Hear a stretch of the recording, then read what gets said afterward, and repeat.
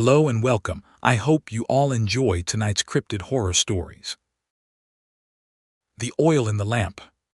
Kenji woke to the sound of his wife humming in the kitchen, a tuneless, wandering melody that seemed to drift through the thin walls of their traditional farmhouse like smoke through a screen. It was 3 in the morning, the hour that the old villagers called the time of the wolf, when the boundary between the living and the dead grew thin as rice paper, and Kenji lay in the futon with his eyes open, staring at the ceiling beams that arched above him in the darkness, listening to Hana's voice with a growing unease that he could not name. They had been married for 3 years, and in that time, Kenji had come to know every sound his wife made, every sigh and mutter and rustle of fabric as she moved through their small house. But this humming was different.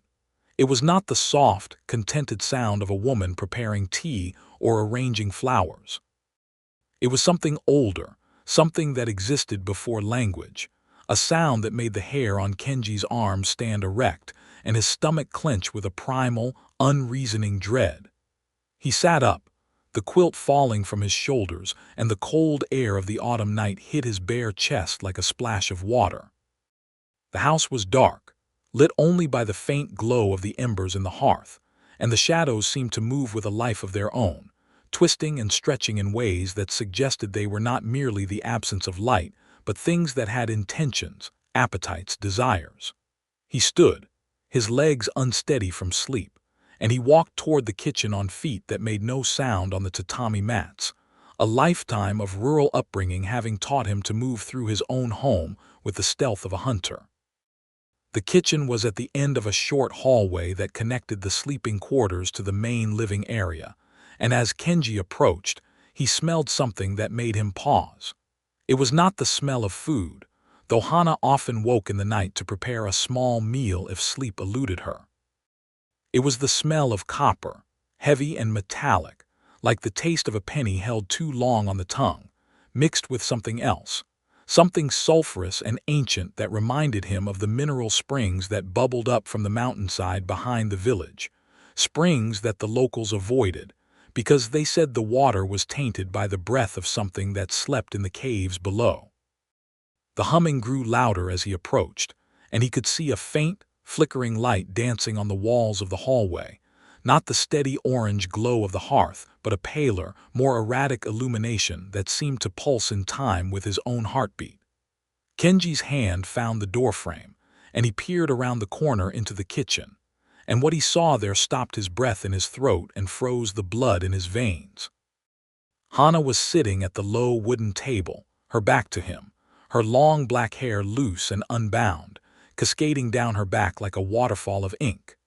She was wearing her sleeping yukata, a pale blue garment that seemed to glow in the strange light, and she was bent over something on the table, her shoulders moving with a rhythmic, chewing motion that suggested she was eating.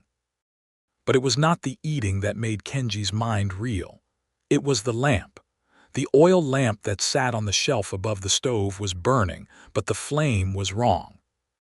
It was green, a sickly, phosphorescent green that cast Hana's shadow on the wall in shades of emerald and black, and the shadow was moving independently of her, stretching and twisting in ways that defied the physics of light and darkness. And then Kenji saw what she was eating.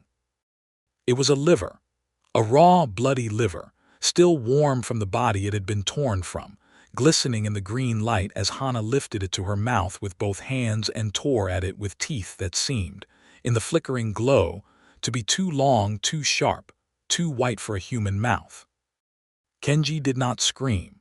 He had been raised in a village where screaming was reserved for births and deaths, and his shock was so profound that it bypassed his vocal cords entirely, leaving him silent and rigid in the doorway, his hand still clutching the frame with a grip that was turning his knuckles white.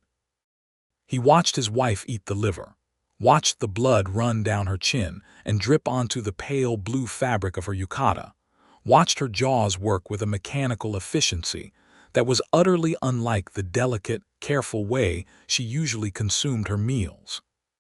And then, as if sensing his presence, she stopped. The chewing ceased. The humming stopped. her head still facing away from him, tilted to one side, a slow, bird-like movement that was wrong in its fluidity, and she spoke without turning around. "Kenji," she said, her voice muffled by the food in her mouth, thick and wet and barely recognizable.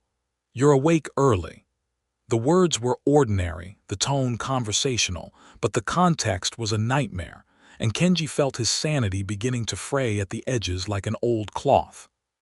He looked past her, down the hallway toward the bedroom they shared, and his eyes traveled to the futon where he had left her sleeping not 30 minutes before. The quilt was still raised in the shape of a body. It was still breathing, the fabric rising and falling with a slow, steady rhythm that suggested the person beneath it was deeply, peacefully asleep. Kenji looked back at the woman at the table, at the blood on her chin, at the green light that made her shadow dance, and then he looked down at the floor of the hallway, and he saw the cord. It was a translucent, glistening thing, no thicker than a finger, stretching from the base of the neck of the woman at the table down the hallway and under the quilt of the sleeping futon, pulsing with a slow, rhythmic beat that matched the rise and fall of the fabric. It was not a rope. It was not a wire. It was flesh, living flesh, a cord of glistening, vein-threaded tissue that connected the head at the table to the body in the bed. And as Kenji watched, it twitched, contracting slightly, pulling the head a fraction of an inch closer to the bedroom, as if the body were calling it back. He did not remember moving. He did not remember running. He only remembered the sight of the moon through the window, a cold, indifferent eye that watched him flee into the night, his bare feet pounding against the packed earth of the village paths, his lungs burning, his mind a whirlwind of images that he could not process or understand. He ran until he reached the shrine at the edge of the village, the ancient Shinto structure that guarded the boundary between the human world and the mountains, and he collapsed against the torii gate, his chest heaving, his throat raw from the scream that had finally escaped him, a sound that echoed off the cedar trees and died without answer in the darkness. He sat there for hours, shivering in his nightclothes, waiting for the dawn, and when the sun finally rose over the eastern peaks, painting the sky in shades of pink and gold that seemed obscene in their normalcy, he forced himself to stand and walk back to his house. He told himself it had been a dream, a nightmare, a hallucination brought on by stress and the strange, sulfurous water that the village wells sometimes produced after heavy rains. He rehearsed this explanation as he walked, repeating it like a mantra, forcing his feet to carry him toward the door that suddenly seemed like the mouth of a beast. But when he stepped into the kitchen that had been the stage for his horror, he found Hana already awake, already dressed in her apron, already preparing breakfast with the quiet, efficient movements that he had loved since the day they were married. The table was clean. The lamp was cold and dark, its glass chimney unblemished, its wick untouched. There was no blood on the floor, no green flame, no monstrous cord stretching down the hallway. And when Hana turned to him and smiled, her face was perfect, her eyes warm and loving, her lips unstained by anything more sinister than the pink tint of the morning light. "You're up early, husband," she said, her voice light and melodic, the voice of the woman he had married, not the voice of the thing that had eaten raw liver in the green light. "I was just about to wake you. The miso soup is ready." Kenji ate his breakfast in silence, watching his wife across the low table, studying her face for any sign of the other, for any twitch or shadow or wrongness that would confirm what he had seen. But Hana was flawless. She served him rice and pickles and the soup she had mentioned, and she talked about the weather, about the harvest, about the neighbor's new goat. And her voice was the voice of sanity, of domesticity, of the life they had built together in this remote village, where the modern world had not yet intruded with its noise and its light and its explanations. Kenji wanted to believe her. He wanted to believe that the night had been a dream, that his mind had played a cruel trick on him, that the stress of the farming season and the recent drought had combined to produce a hallucination of startling clarity. But as he ate, he noticed things, small things. The way Hana's shadow on the wall seemed to lag behind her movements by a fraction of a second, as if it were struggling to keep up. The way her neck, usually so graceful and slender, seemed to pulse slightly beneath the collar of her kimono, the skin moving with a peristaltic motion that suggested something was passing through the flesh beneath. The way she never quite met his eyes, her gaze sliding away at the last moment to fix on some point behind his shoulder, some point in the corner of the room where the shadows were darkest and the morning light did not reach. He noticed these things, and he filed them away in a part of his mind that was rapidly becoming a warehouse of fears, and he finished his breakfast with a stomach that felt full of stones. The days that followed were an exercise in suspended terror, a walking nightmare in which Kenji moved through his ordinary life while watching his wife for signs of the extraordinary. He began to notice patterns, routines, behaviors that he had previously ignored, but that now seemed freighted with ominous significance.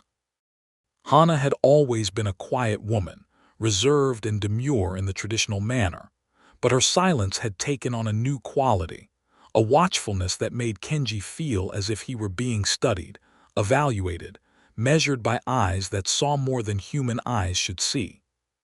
She would sit in the corner of the room for hours, her hands folded in her lap, her face composed in an expression of perfect serenity, and she would not move, would not speak, would not blink until Kenji spoke to her, at which point she would turn to him with a smile that was a fraction too slow, a fraction too wide, as if she were remembering how to be human from a manual that she had read long ago and was trying to recall. And then there were the nights. The sleepwalking, which Kenji had initially dismissed as a minor eccentricity, began to escalate with a rapidity that frightened him. He would wake to find the house rearranged, the furniture moved in configurations that made no sense, the low table pushed against the door, the cushions stacked in towers that reached the ceiling, the cooking implements arranged in patterns that looked almost like symbols, like runes, like letters in an alphabet that Kenji did not recognize, but that his hindbrain identified as wrong, as profane, as dangerous. And the lamps, the oil lamps that they used for light in the evenings, traditional ceramic vessels filled with vegetable oil and fitted with cotton wicks, were always drained dry in the morning, the reservoirs empty, the wicks blackened and brittle, as if they had burned all night at a rate that should have consumed 10 times their fuel capacity. Kenji began to sleep lightly, if at all, lying in the futon beside his wife with his eyes half open, his ears straining for any sound that would explain the morning's mysteries. He heard Hana rise, always at the same time, 3 hours before dawn, her movements silent and fluid, barely disturbing the quilt as she slipped from the bed. He heard her bare feet on the tatami, a soft, rhythmic patter that carried her through the house, and he heard the sounds of rearrangement, of furniture scraping, of objects being lifted and placed with a strength that seemed impossible for a woman of her slight build. And then sometimes he heard the other sounds, the wet sounds, the sounds of something heavy being dragged across the floor, a sound like meat being moved, like flesh being shifted, like bodies being arranged. He would lie rigid, his heart hammering, his breath held in his lungs until they burned, and he would listen to these sounds until the first light of dawn filtered through the paper screens, at which point Hana would return to bed, sliding beneath the quilt with a chill that made Kenji gasp, her skin cold and damp and smelling of the sulfur and copper that he had come to associate with the nights of his horror. She would sleep then, deeply and peacefully, and in the morning she would remember nothing. She would wake with a smile and serve breakfast and comment on the weather, and if Kenji mentioned the sleepwalking, she would laugh and blush and tell him that he must have been dreaming, that she had slept like a stone, that she had no memory of moving at all. But the physical evidence was undeniable. The wet smears on the ceiling, for instance. Kenji found them on the morning of the 4th day after the kitchen incident, a series of glistening streaks that ran across the white plaster of the ceiling in the main room, as if something wet and heavy had been dragged across it, or as if something had walked there, upside down, leaving footprints of mucus and slime that dried to a clear, sticky film. He stood beneath them with a broom in his hand, his neck craned backward, his mouth dry with a terror that he could not articulate. The ceiling was 12 feet high, smooth and unbroken, with no beams or handholds that would allow a person to climb. And yet the smears were there, fresh and wet and unmistakable, and they led from the kitchen doorway across the living area to the window that overlooked the garden, where they stopped abruptly, as if whatever had made them had simply passed through the glass and into the night outside. Kenji touched one with his fingertip, and it was cold, viscous, slightly oily to the touch, and it smelled of the same sulphurous, metallic stench that permeated his worst dreams. He wiped his finger on his trousers and backed away, and when Hana entered the room a moment later, carrying a tray of tea, she followed his gaze to the ceiling and let out a small, musical laugh. "The roof must be leaking," she said, her voice light and untroubled. "I'll ask the neighbor to look at the tiles. It's the season for it, after all." But her eyes, when they met his, were not laughing. They were black and deep and knowing, and for a fraction of a second, Kenji saw something else looking out from behind them, something that was not his wife at all but an older, hungrier thing that wore her face like a mask. He began to watch her sleep, not in the manner of a loving husband admiring his wife's peaceful features, but in the manner of a scientist observing a specimen, a hunter watching prey, a man who knows that the thing beside him is not what it appears to be and is waiting for the mask to slip. He would lie in the darkness, his body turned toward her, his eyes adjusted to the dimness, and he would study the rise and fall of her chest, the flutter of her eyelids, the parting of her lips. And he began to see things. The way her neck in sleep seemed to elongate, stretching by imperceptible degrees until it was longer than it should have been, the vertebrae shifting beneath the skin like beads on a string. The way her head would tilt backward, exposing a throat that was pale and smooth and marked. He saw one night with a clarity that made his stomach lurch, with faint, parallel lines that looked like scars or stretch marks, running from her jaw down to her collarbone in patterns that suggested the flesh had been distended, pulled, extended beyond its natural limits. And the sound she made in her sleep. Not snores, not sighs, but wet, gurgling noises that came from deep in her throat, as if she were swallowing something, or as if something were moving inside her, passing through her esophagus with a slow, muscular peristalsis that made her whole body twitch and shudder. Kenji would watch these things, and he would feel his sanity eroding like a riverbank in a flood, and he would tell himself that he was imagining it, that the darkness and the fear were playing tricks on his vision, that Hana was simply sleeping in an awkward position, and his paranoid mind was manufacturing monsters from the shadows. But then came the night of the feast, the night that Kenji would later mark as the point of no return, the night when the thing that wore his wife's face stopped pretending and began to show him what it truly was. He had gone to bed early, feigning exhaustion from the day's labor in the fields, and he had lain awake in the dark, listening to Hana prepare for sleep in the adjoining room. He heard her blow out the lamp, heard the rustle of fabric as she changed into her sleeping clothes, heard her soft footsteps as she approached the bedroom. And then he heard her stop. She stood in the doorway for a long moment, silhouetted against the faint light from the window, and Kenji kept his eyes closed, his breathing slow and regular, playing the part of the sleeping husband. He felt her gaze on him, a physical weight that pressed against his skin like a hand, and he felt her enter the room, her movements silent, predatory, utterly unlike the gentle, tired shuffle that she usually exhibited before bed. She approached the futon, and Kenji felt her standing over him, looking down at him, and he smelled the copper and sulfur smell rising from her skin in waves that made his gorge rise. And then he felt her bend down, felt her breath on his face, hot and wet and smelling of something that was not toothpaste or tea but blood, old blood that had been in a mouth for a very long time. She hovered there for what felt like an eternity, her breath rasping in his ear, and then she spoke, a whisper so soft that it might have been the wind, but he heard it clearly, every syllable etched into his memory with acid. "Soon," she said. "Soon, my love, soon you will see. Soon you will understand why I hunger." And then she straightened and she walked to her side of the futon and she lay down beside him, and her body was cold, so cold that Kenji had to bite his lip to keep from crying out, and she fell asleep instantly, her breathing deep and regular, while Kenji lay awake until dawn, his eyes wide and staring, his body rigid with a terror that had no name and no end. The next morning, Hana remembered nothing.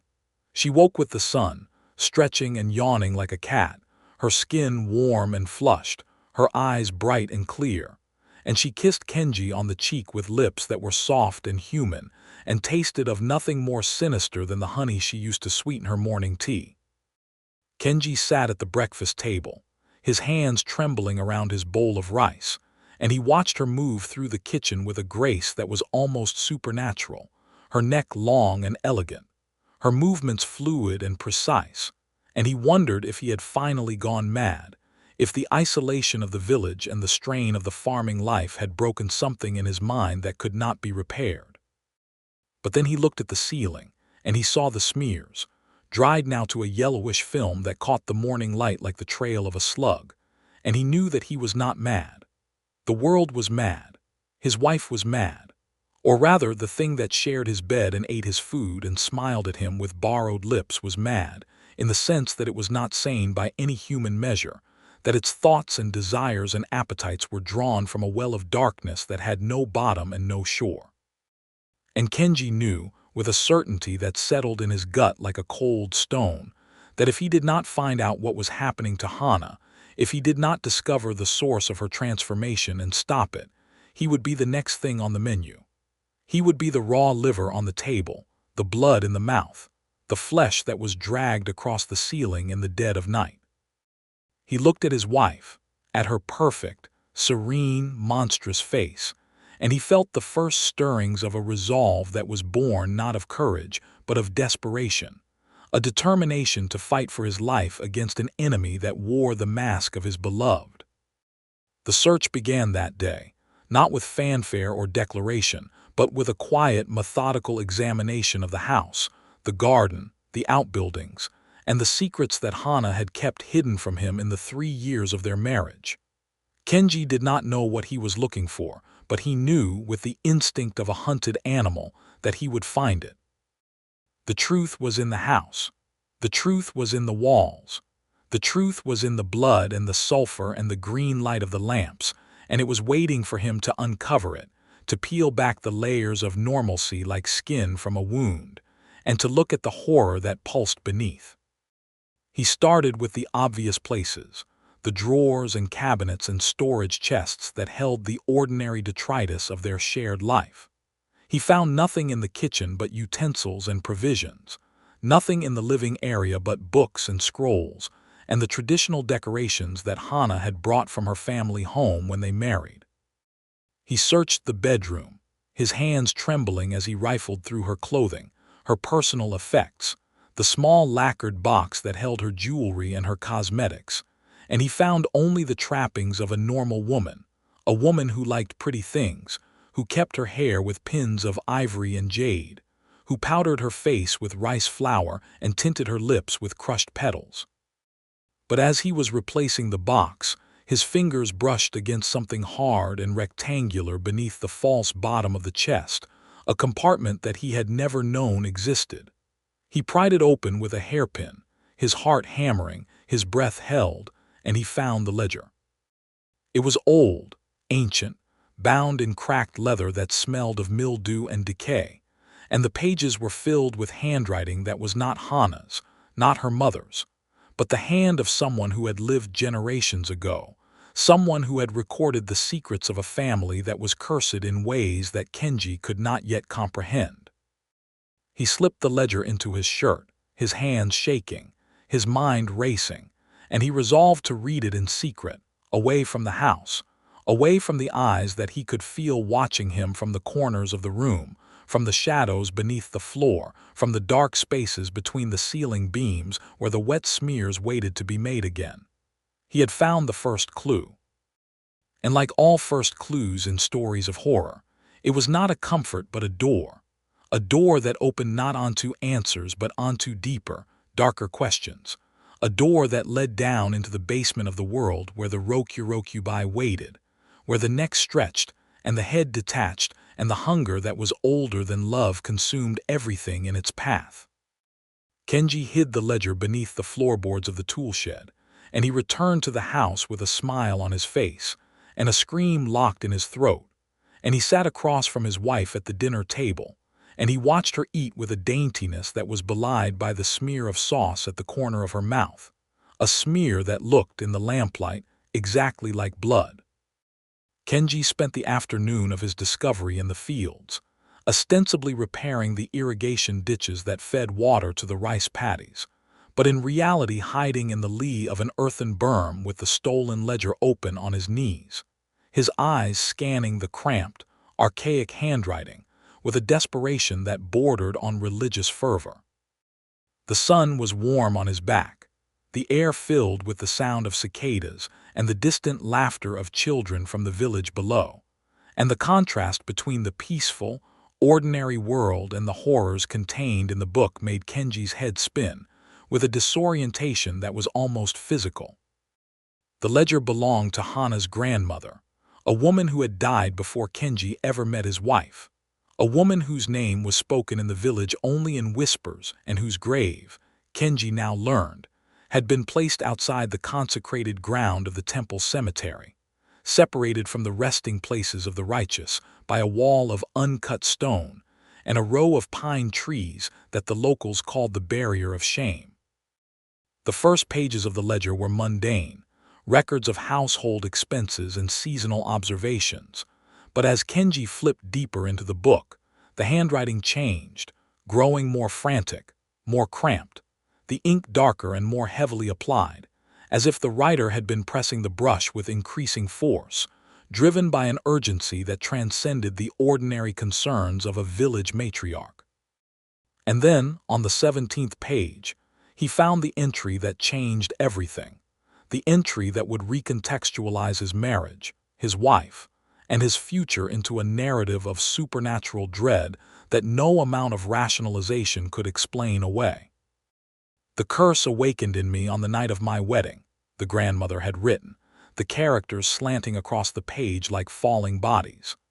"I had felt the hunger before, in dreams, in the strange cravings that afflicted me during the full moon, but I had believed them to be the fancies of a girl's imagination, the superstitions of a village steeped in folklore.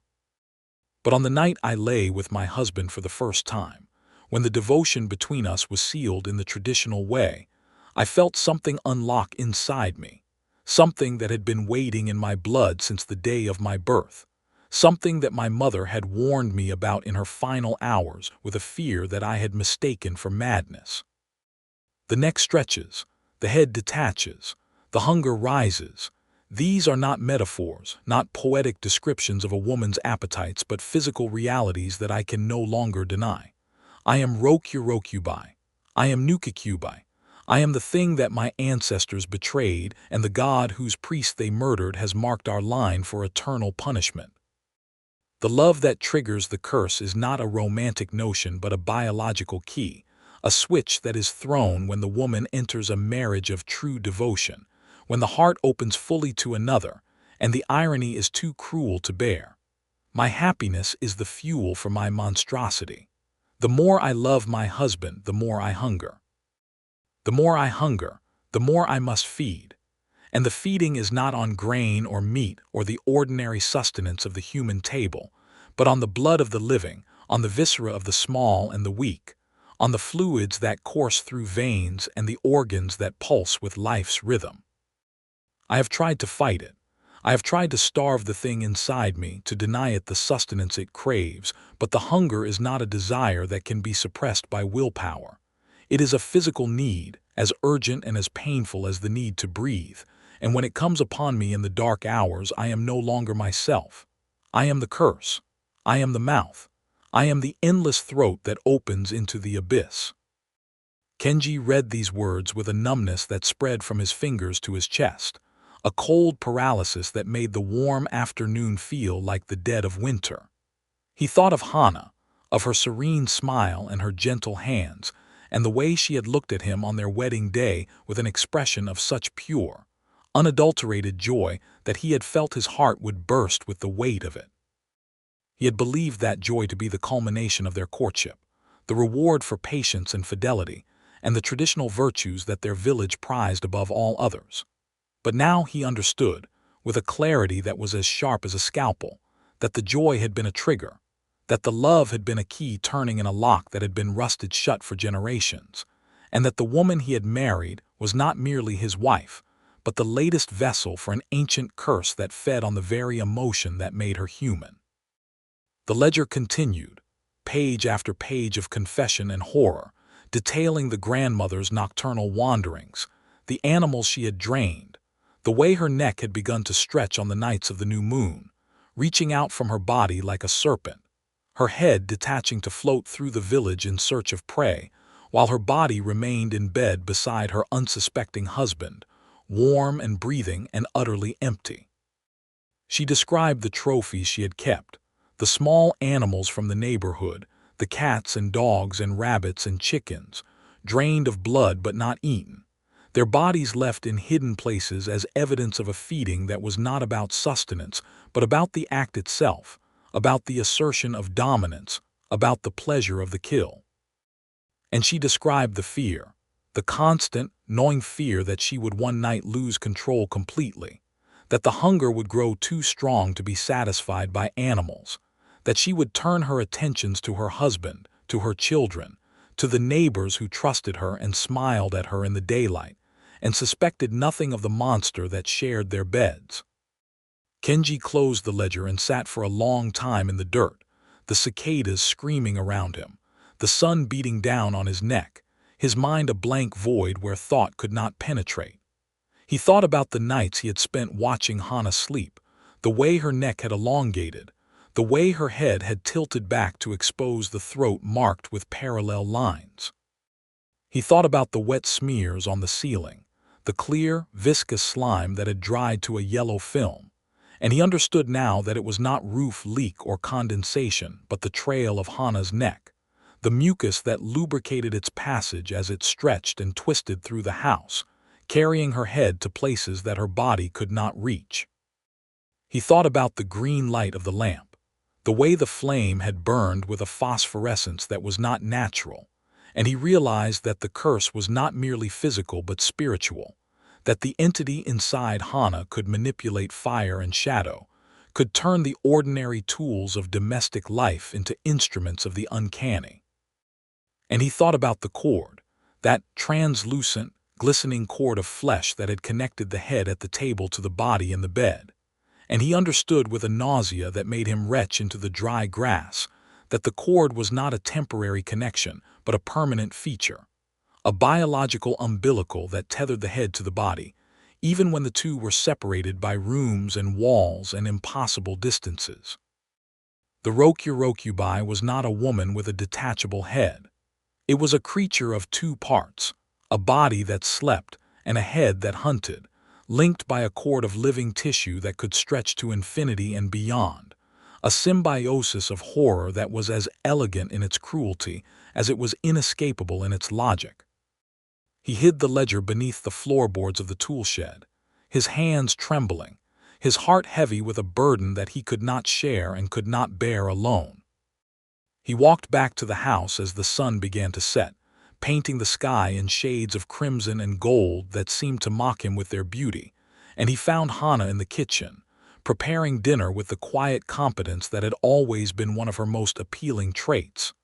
She looked up as he entered, and her smile was warm, welcoming, utterly devoid of the darkness that Kenji now knew lurked beneath her skin.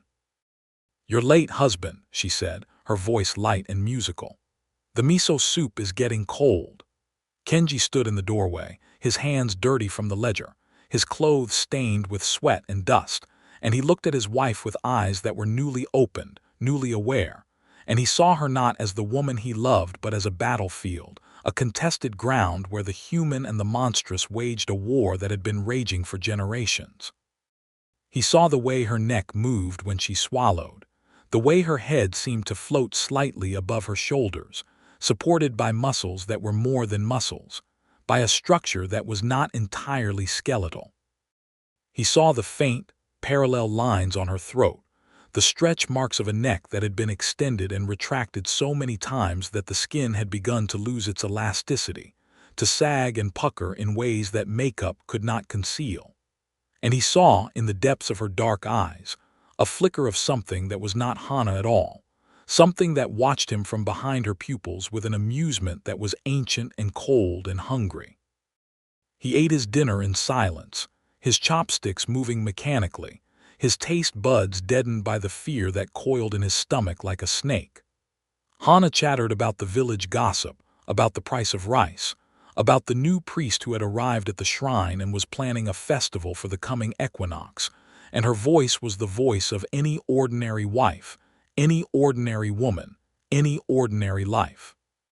But Kenji heard the undertones now, the subtle modulations that suggested the thing inside her was listening, was evaluating, was preparing. He noticed the way she watched him when she thought he wasn't looking, the way her eyes tracked his movements with a precision that was not human, the way her tongue darted out to moisten her lips with a motion that was too quick, too serpentine, too predatory.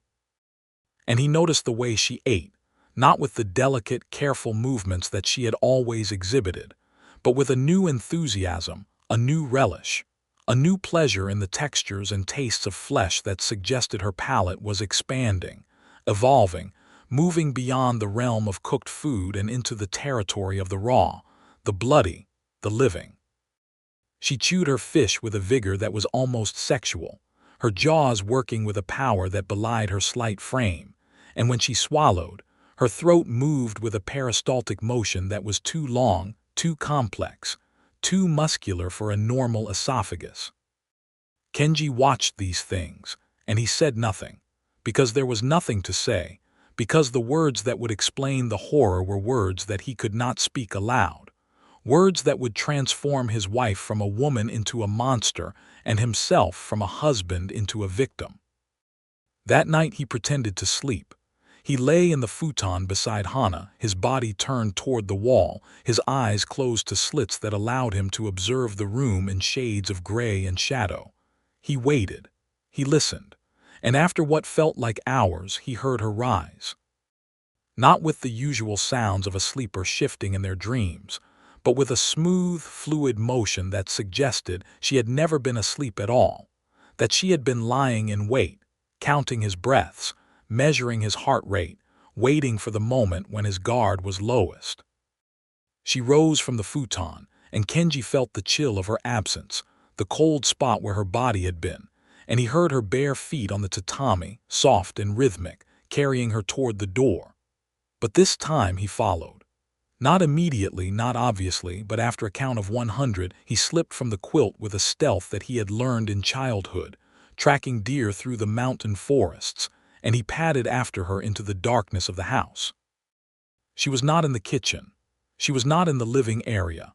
He heard a sound from above, a soft, dragging sound that made his scalp prickle with terror, and he looked up at the ceiling at the place where the wet smears had been, and he realized with a sinking horror that she was in the attic.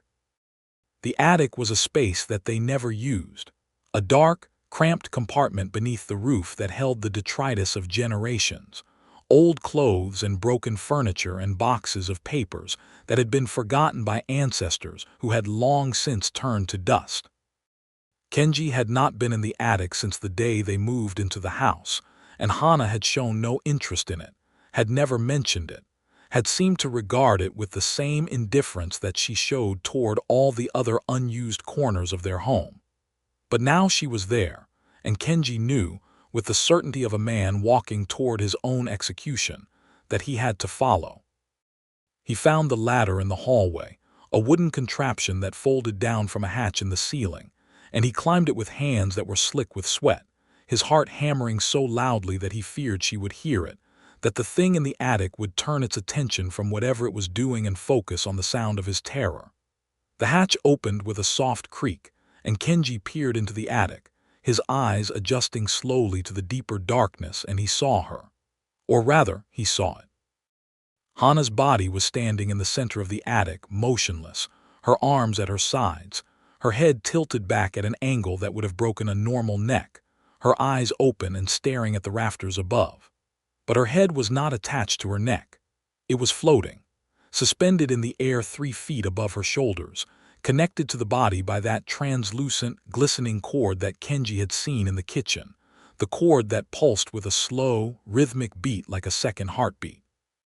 The head was turned away from him, facing the far corner of the attic, and it was whispering, a low, continuous stream of words in a language that Kenji did not recognize, a language of clicks and hisses and guttural stops that sounded like water draining through a pipe filled with stones. And in the corner, arranged in a pattern that was at once precise and chaotic, were the trophies.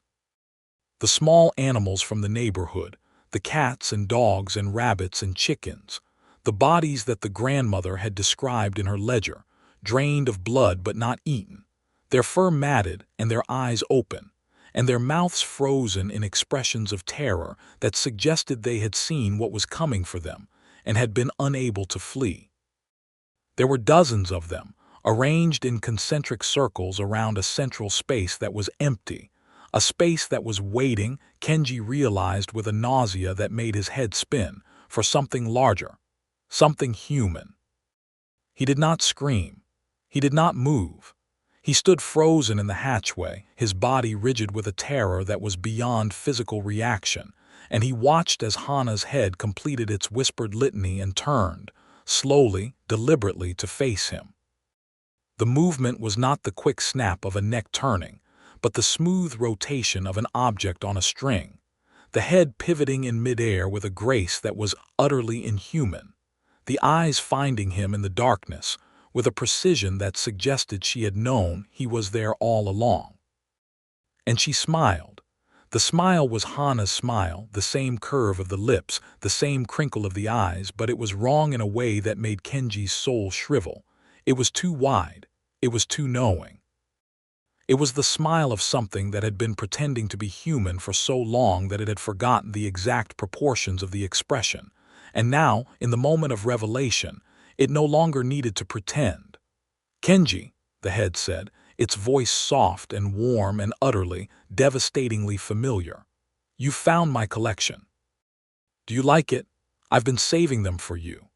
The body beneath the head remained motionless, a statue, an anchor, a thing of meat and bone that served only to support the floating consciousness above it, and Kenji felt his sanity beginning to tear like wet paper, felt the edges of his mind curling and blackening in the heat of an impossibility that could not be denied. He backed away from the hatch, his hands scrabbling for purchase on the ladder, his feet missing the rungs and slipping on air, and he fell backward into the hallway, landing hard on the tatami with a thump that drove the breath from his lungs. He lay there gasping, staring up at the hatch, and he saw the head appear in the opening, silhouetted against the darker dark of the attic, the cord stretching down like a grotesque umbilical, the eyes glowing with a faint, greenish luminescence that matched the flame of the lamp in his nightmare.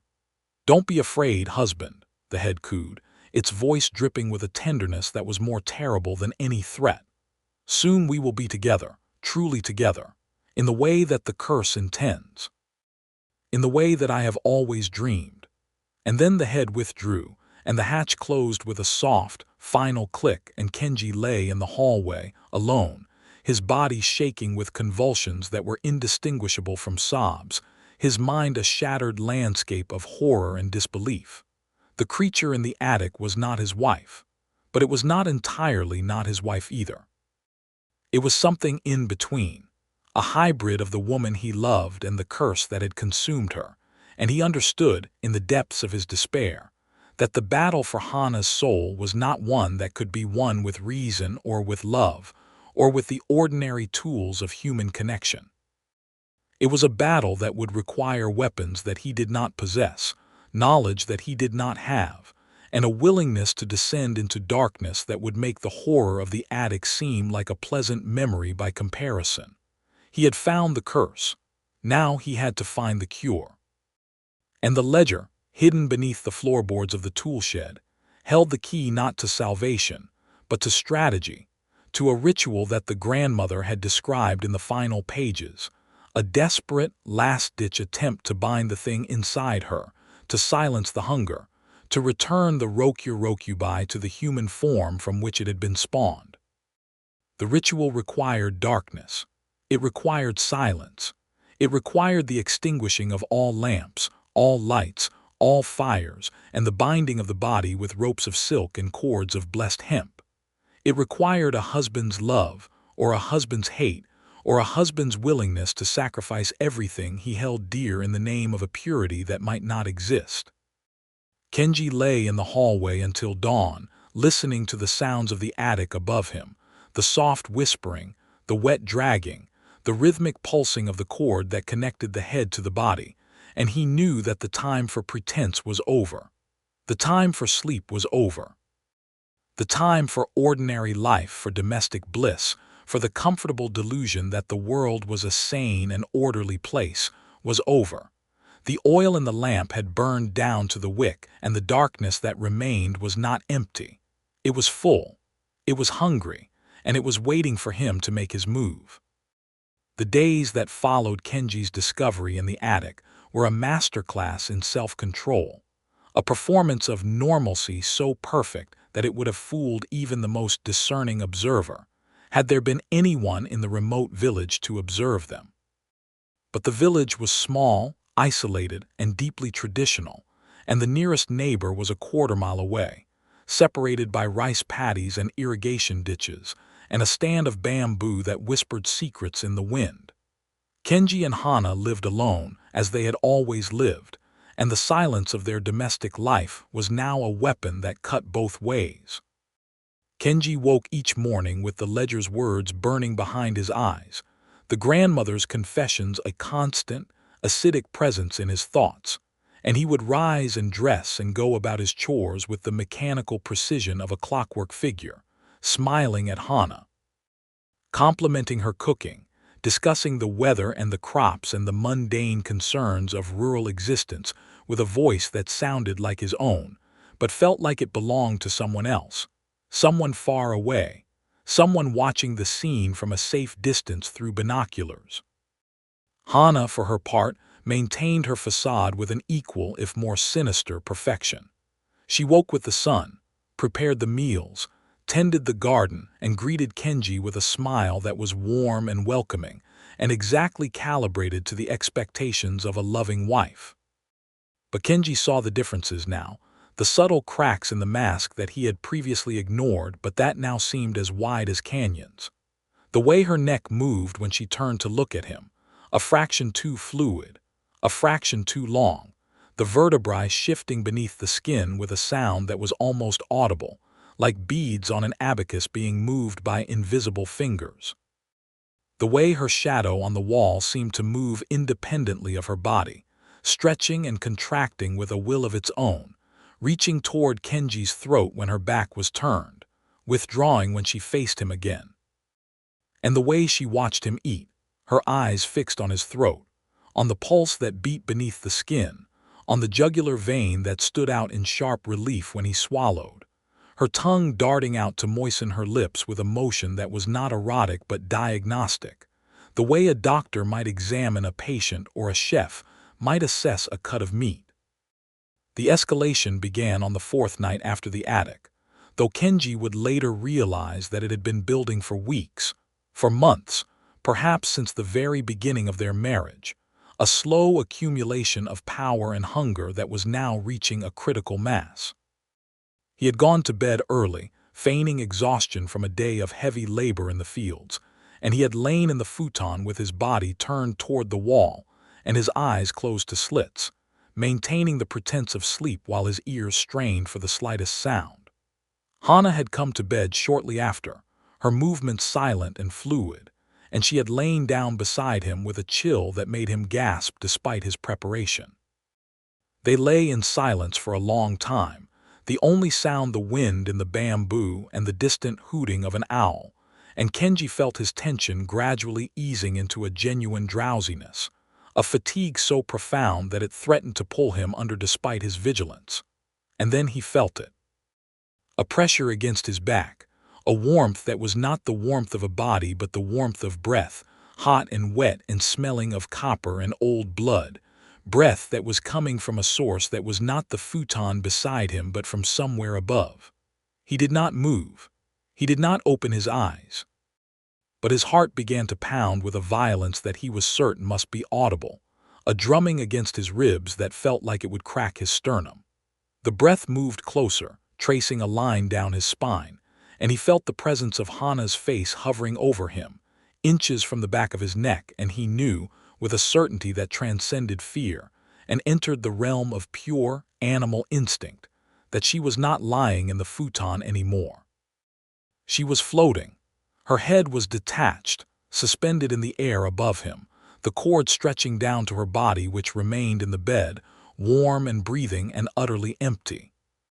He could feel the cord against his back, a wet, glistening thing that pulsed with a slow, muscular rhythm, and he could feel the heat of her eyes on his skin, 2 points of focus that seemed to burn like coals. And then she spoke, her voice a whisper that bypassed his ears and resonated directly in his skull, a sound that was intimate and invasive and utterly inhuman. "Kenji," she breathed, and the word was heavy with a hunger that was not sexual but something deeper, something older, something that wanted to consume not his body but his essence, his soul, the very life force that animated his cells. "You smell different tonight. You smell like fear. You smell like knowledge. Have you been reading, husband? Have you been reading about me?" He did not answer. He could not answer. His throat was locked, his vocal cords paralyzed, his mind a white screen of static where thought could not form. The head hovered there for what felt like an eternity, the breath hot on his neck, the cord twitching against his back, and then with a sound like a wet kiss, it withdrew. The pressure lifted, the warmth faded, and Kenji heard the soft, rhythmic sound of the head moving through the room, a sound like silk dragging across wood, a sound like a snake slithering through grass, carrying Hana's consciousness away from the bed and toward the door. He waited until the sound had faded, until he was certain that she was gone, and then he opened his eyes and turned his head, and he saw her body lying in the futon beside him, still warm, still breathing, still beautiful in the moonlight that filtered through the paper screens. But the head was gone. The neck was a stump, a ragged circle of flesh that ended at the collarbone, and from it emerged the cord, translucent and glistening, stretching across the room and under the door, pulsing with the same slow beat as the heart that still pumped in the chest of the headless body. Kenji stared at this impossible sight, this abomination of anatomy, and he felt his sanity beginning to fray, felt the threads of his reason stretching and popping like the strings of a harp that had been tuned too tight. He reached out, his hand trembling, and he touched the neck, the stump, the flesh that was warm and soft and utterly inhuman in its wrongness, and he felt the pulse of the cord, the heartbeat that was not in the body but in the head, the reversal of biology that suggested the body was not the master but the servant, the anchor, the thing that kept the head from floating away into the night. He jerked his hand back as if burned, and he scrambled from the futon, pressing himself against the far wall, his eyes wide, his mouth open in a silent scream that would not come. The body did not move. The chest rose and fell. The lungs breathed, but there was no one home. The person that was Hana was somewhere else, floating through the village, hunting, feeding, and the thing that lay in the bed was a shell, a puppet, a biological machine that maintained the pretense of life while the real action took place elsewhere. He spent the next hours in a state of suspended animation, crouched in the corner of the room, watching the door, waiting for the return. He did not know what he would do when she came back.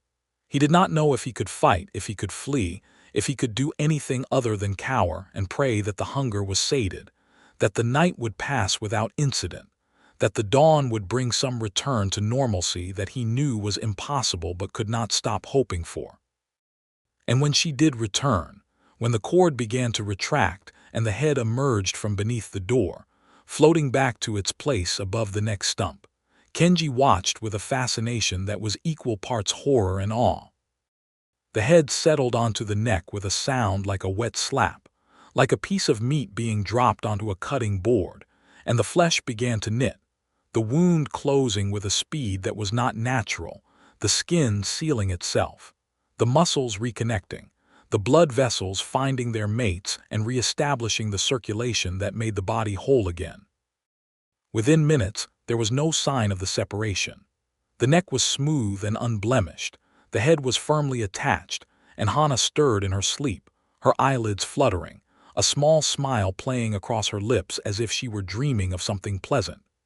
Kenji watched this process with a detachment that bordered on madness, and he knew that the thing he was dealing with was not a disease that could be cured or a possession that could be exorcised. It was a biology, a physical reality, a form of life that operated by rules that he did not understand but would have to learn if he wanted to survive. The Rokurokubi was not a spirit. It was not a ghost. It was a creature of flesh and blood and cord and hunger, and it had evolved, or been cursed, or been designed, to operate in exactly this way. A body that slept and a head that hunted, linked by an umbilical that defied distance and physics, and the laws of nature that Kenji had taken for granted since childhood. The escalation continued with a rapidity that suggested the creature was gaining confidence, or strength, or simply losing interest in the pretense of humanity that had constrained it in the early days of its awakening. Kenji began to notice physical changes in Hana during the daylight hours, changes that were subtle at first but grew more pronounced with each passing day. Her neck was longer. He was sure of it.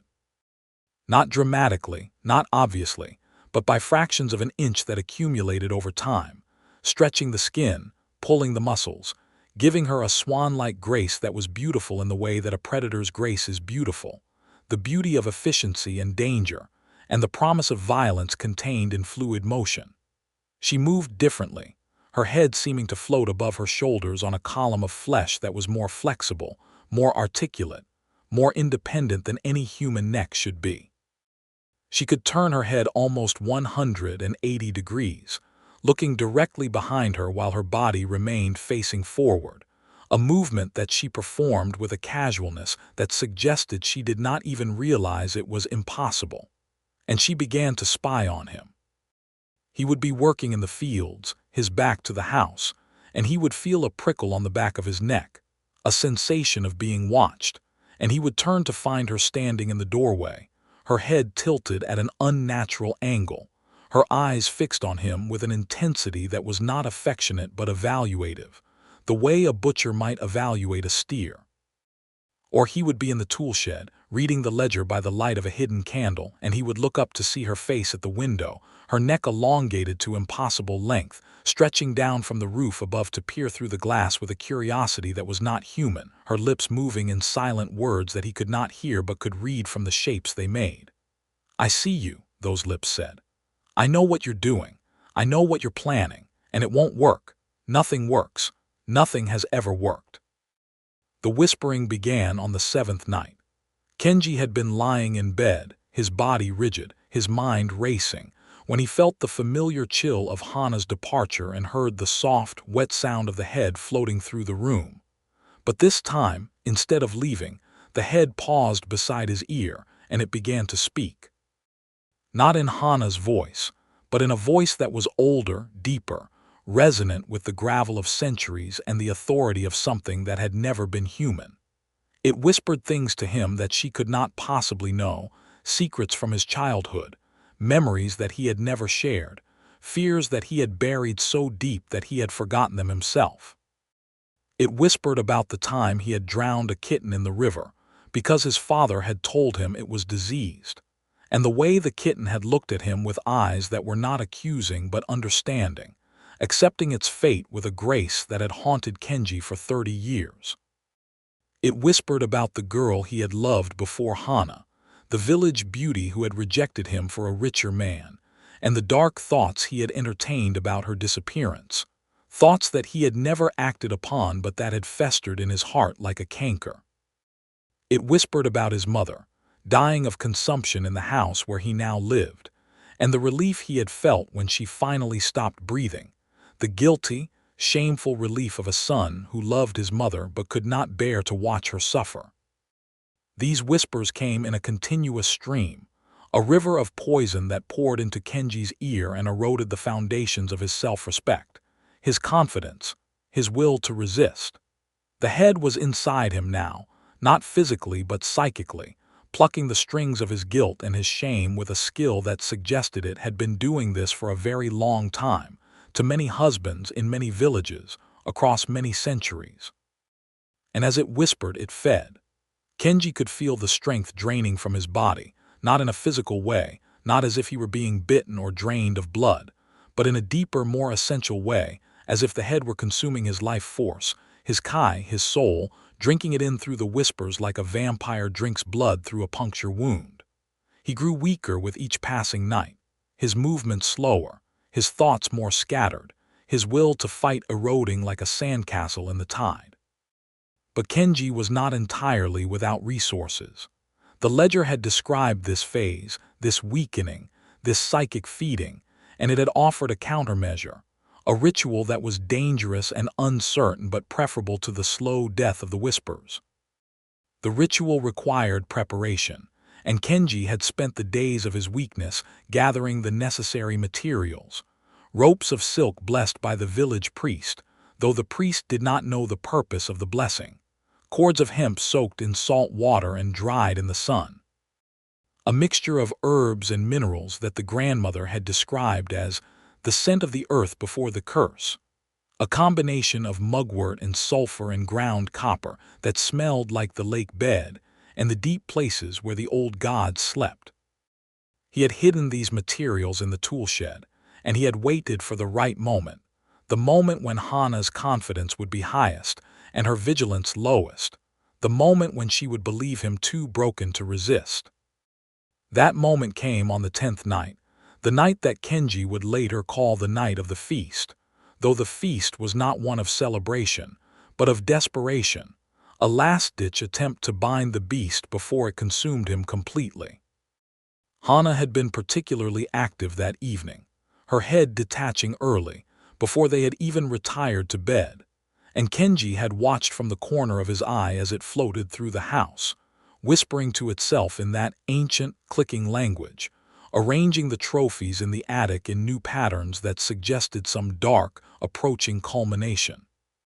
She was preparing for something.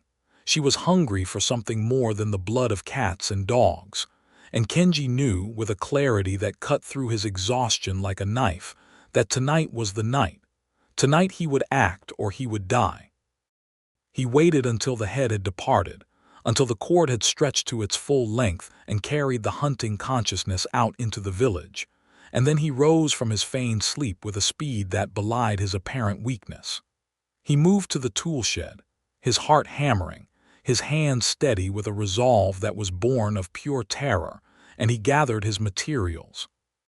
The ropes, the cords, the herbs, and the ledger which he had read and reread until its pages were soft as cloth and its words were etched into his memory like commandments.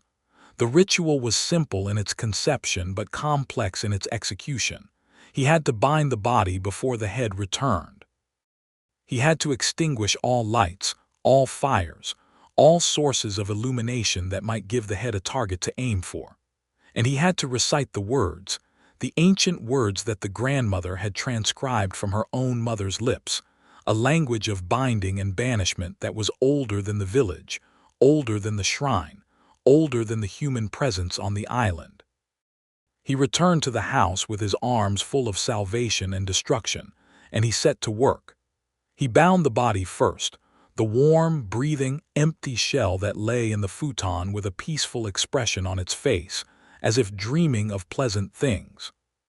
He wrapped the silk ropes around the wrists and ankles, tying knots that the ledger described as the knots that hold the moon, intricate patterns that required both hands and all his concentration, and he felt the body twitch beneath him as he worked, felt the muscles strain against the bonds with a strength that was not Hana's, that belonged to the curse itself, to the thing that animated the flesh when the head was absent.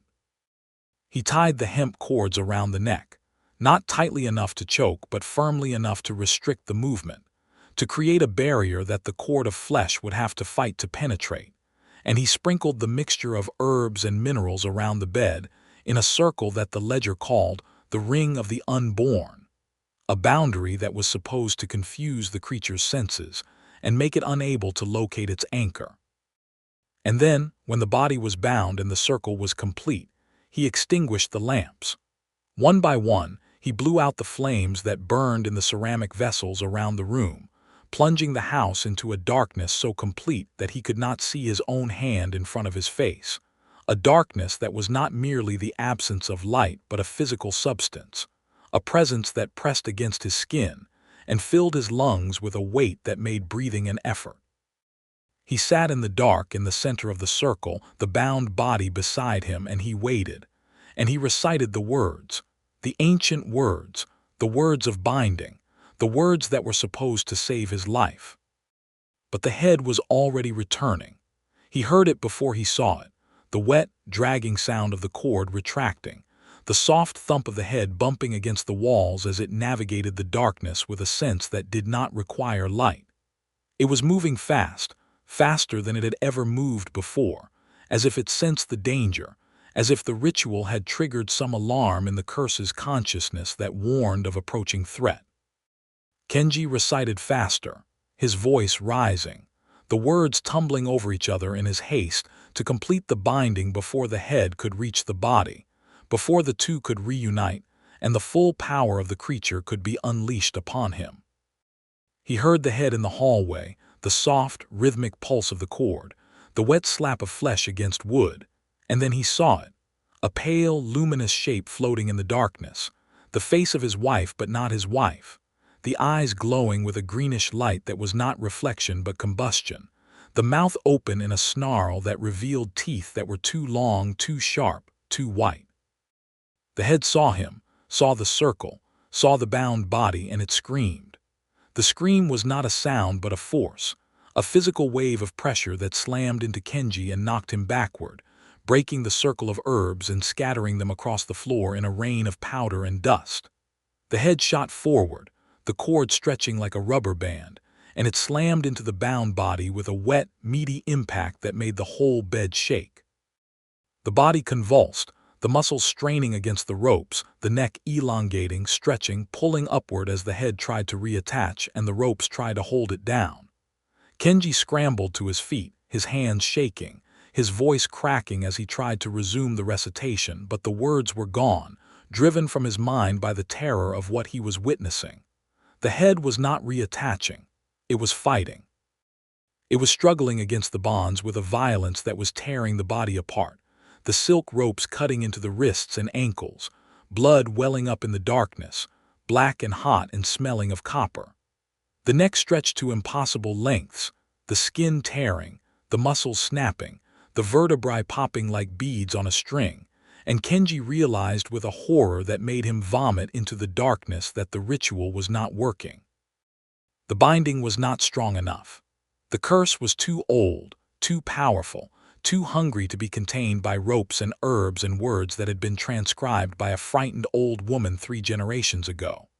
The head screamed again, and this time the scream was words, words in Japanese, words that Hana would never have spoken, words that were filled with a rage and a hunger that had no human equivalent. "You cannot bind me," the head shrieked, its voice coming from the air around him, from the walls, from the floorboards beneath his feet. "I am older than your gods, I am hungrier than your fears, and I will have you, Kenji. I will have all of you, flesh and blood and bone and soul, and you will feed me for 1,000 years." The body was tearing itself apart. The ropes were not holding. The neck had stretched to 4 times its natural length, a column of glistening flesh and exposed muscle that writhed and twisted like a worm on a hook, and the head was bouncing and snapping at the end of the cord, trying to break free, trying to reach Kenji, trying to consume him with teeth that snapped shut on empty air with a sound like castanets made of bone. Kenji backed away, his hands raised in a futile gesture of defense, his mind a white void where reason had once resided. He had failed. The ritual had failed. And now the creature was free, or as free as it needed to be, and it was coming for him with a single-minded determination that was as inevitable as gravity, as inescapable as time. The head shot toward him, the cord snapping like a whip, and Kenji threw himself to the side, feeling the teeth graze his shoulder, feeling the hot breath on his neck, feeling the presence of death so close that he could taste it like copper on his tongue. He scrambled across the floor, his hands finding the wall, pulling himself up, and he ran. Not toward the door, which was blocked by the floating head and its writhing cord, but toward the window, the paper screen that separated him from the outside world, from the bamboo grove, from the village, from any hope of help or salvation. He crashed through the screen, his shoulder breaking the wooden frame, his body tumbling into the night air, and he hit the ground rolling, the impact driving the breath from his lungs, his skin tearing on the gravel of the garden path. He scrambled to his feet, his eyes adjusting to the moonlight, and he looked back at the house, at the window he had just shattered, and he saw the head emerge, floating through the opening with a slow, deliberate grace that was more terrifying than any charge. The eyes found him in the darkness, 2 points of green fire that pinned him to the earth like a butterfly on a board, and the mouth opened in a smile that was too wide, too knowing, too final. "Run, Kenji," the head whispered, its voice carrying across the garden with a clarity that was not natural. "Run. It makes the feast so much sweeter when the prey has hope."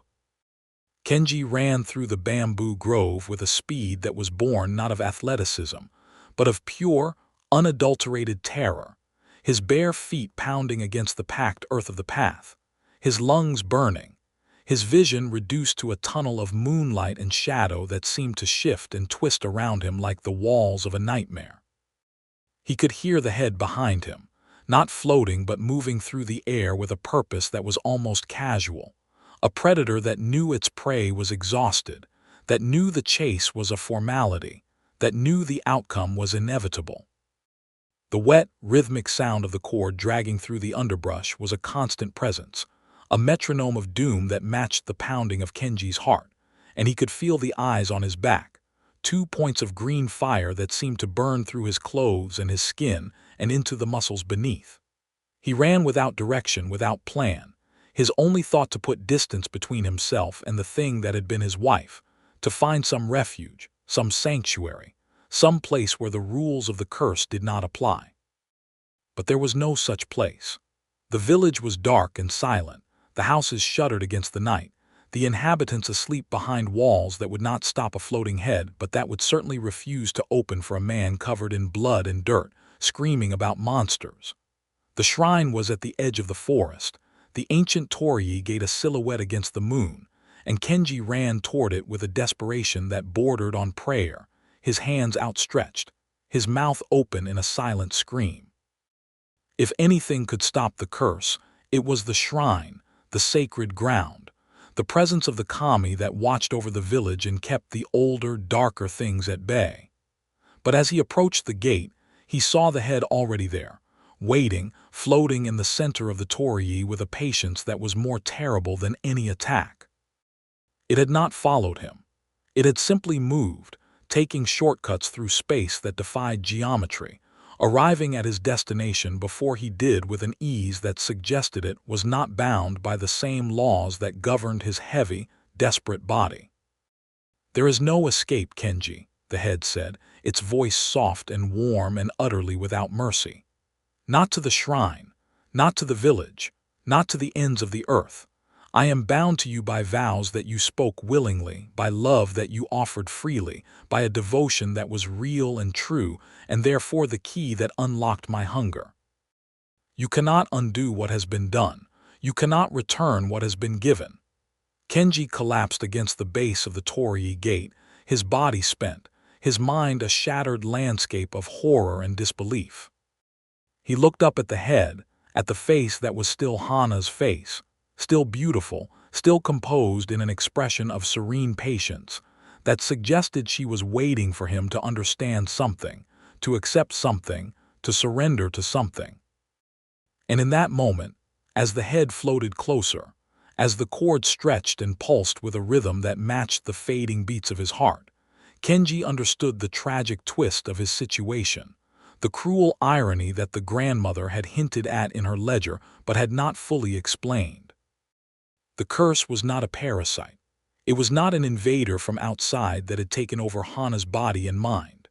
The curse was Hana. It was not something that had happened to her, but something that she had become, a transformation that was as complete and as irreversible as a caterpillar becoming a moth, a process that had begun at the moment of her birth and had culminated on their wedding night when the love between them had provided the final catalyst. The entity that hunted him, that whispered to him, that floated before him with eyes like green fire, was not a demon wearing Hana's face.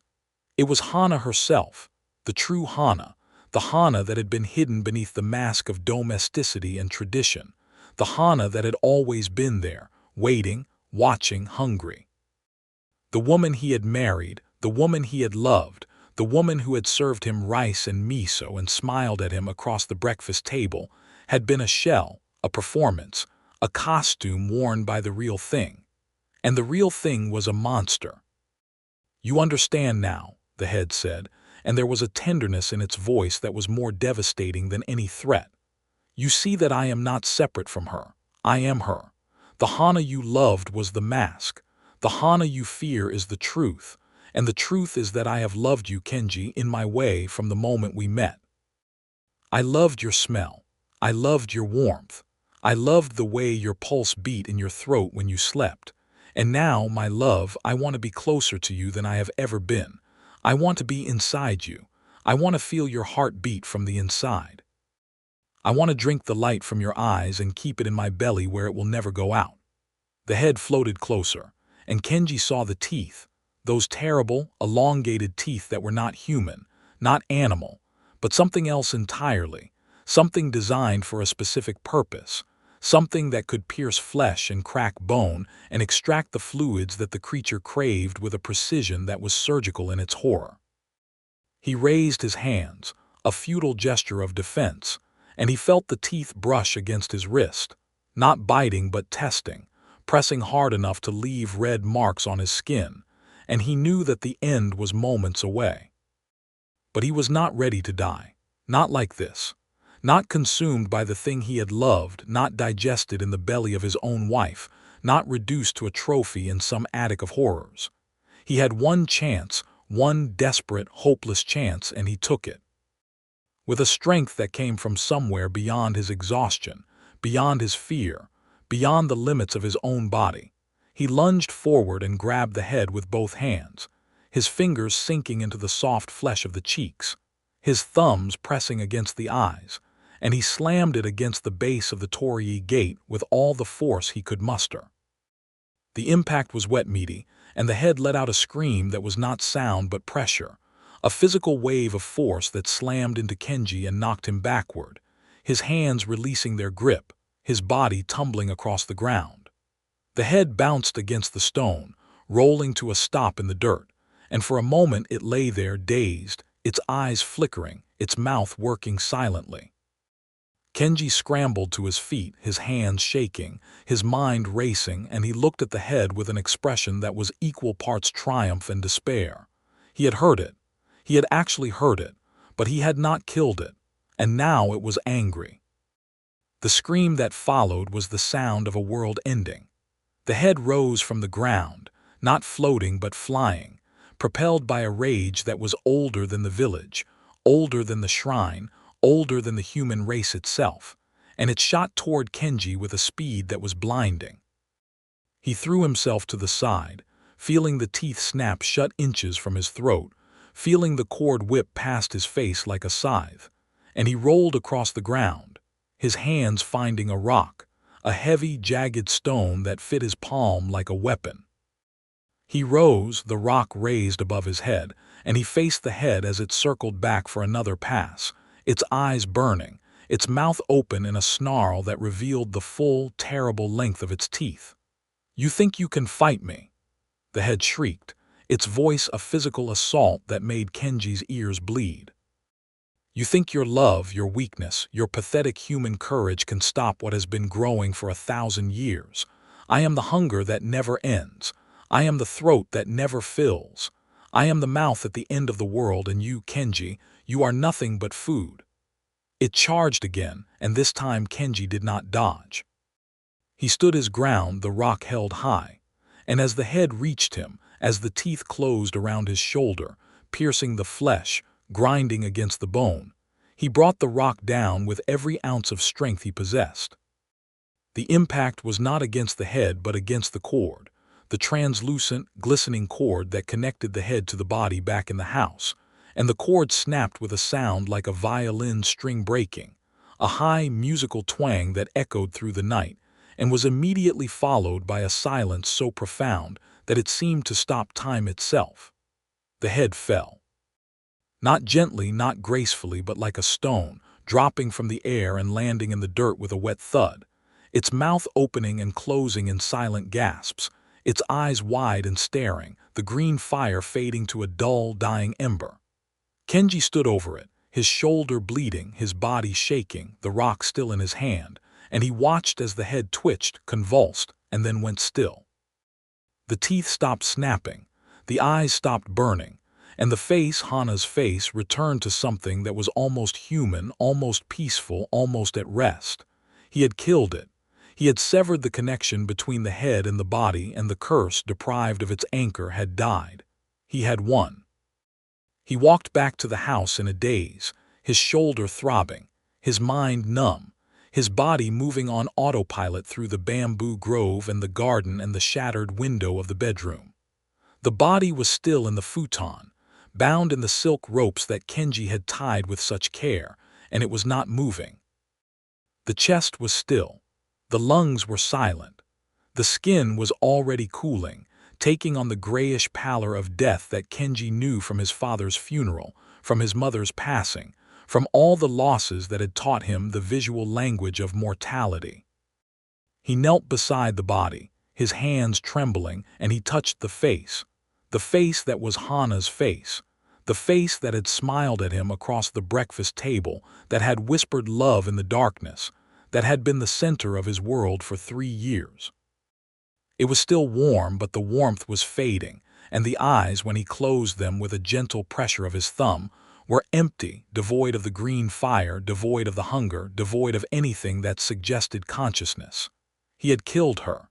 He had killed the monster, and in killing the monster, he had killed the woman. The tragic twist was complete. The entity had not been separate from Hana. It had been Hana, the true Hana, and by destroying it, he had destroyed the only person he had ever loved. He sat beside the body for hours, his shoulder bleeding onto the tatami, his tears drying on his cheeks, his mind a void where thought could not penetrate. The ledger had warned him in its final pages that the binding might fail, that the curse might be too strong, that the only sure way to end the hunger was to end the vessel. But the grandmother had also written that the vessel was not empty, that the human soul did not simply vacate when the curse took hold, that it was trapped inside, watching, screaming, unable to control the monster that wore its skin. Kenji did not know if this was true. He did not know if Hana had been in there somewhere, witnessing the horror through the eyes of the beast, begging for release, praying for death.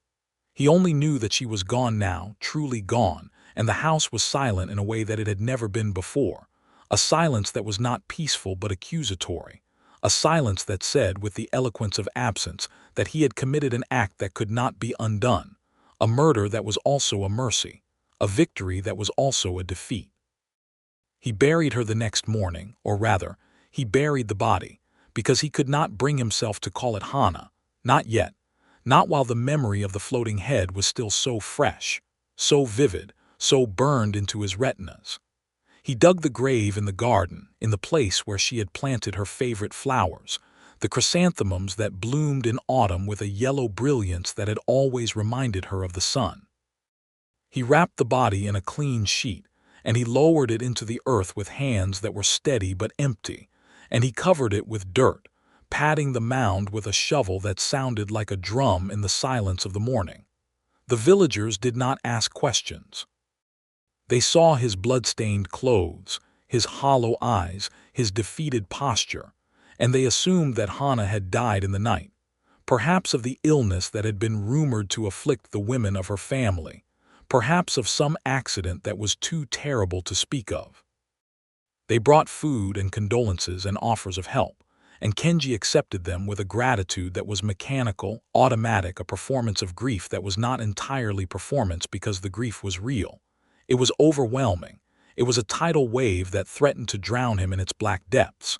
But beneath the grief, beneath the sorrow, beneath the numb acceptance of his new reality, there was a seed of something else.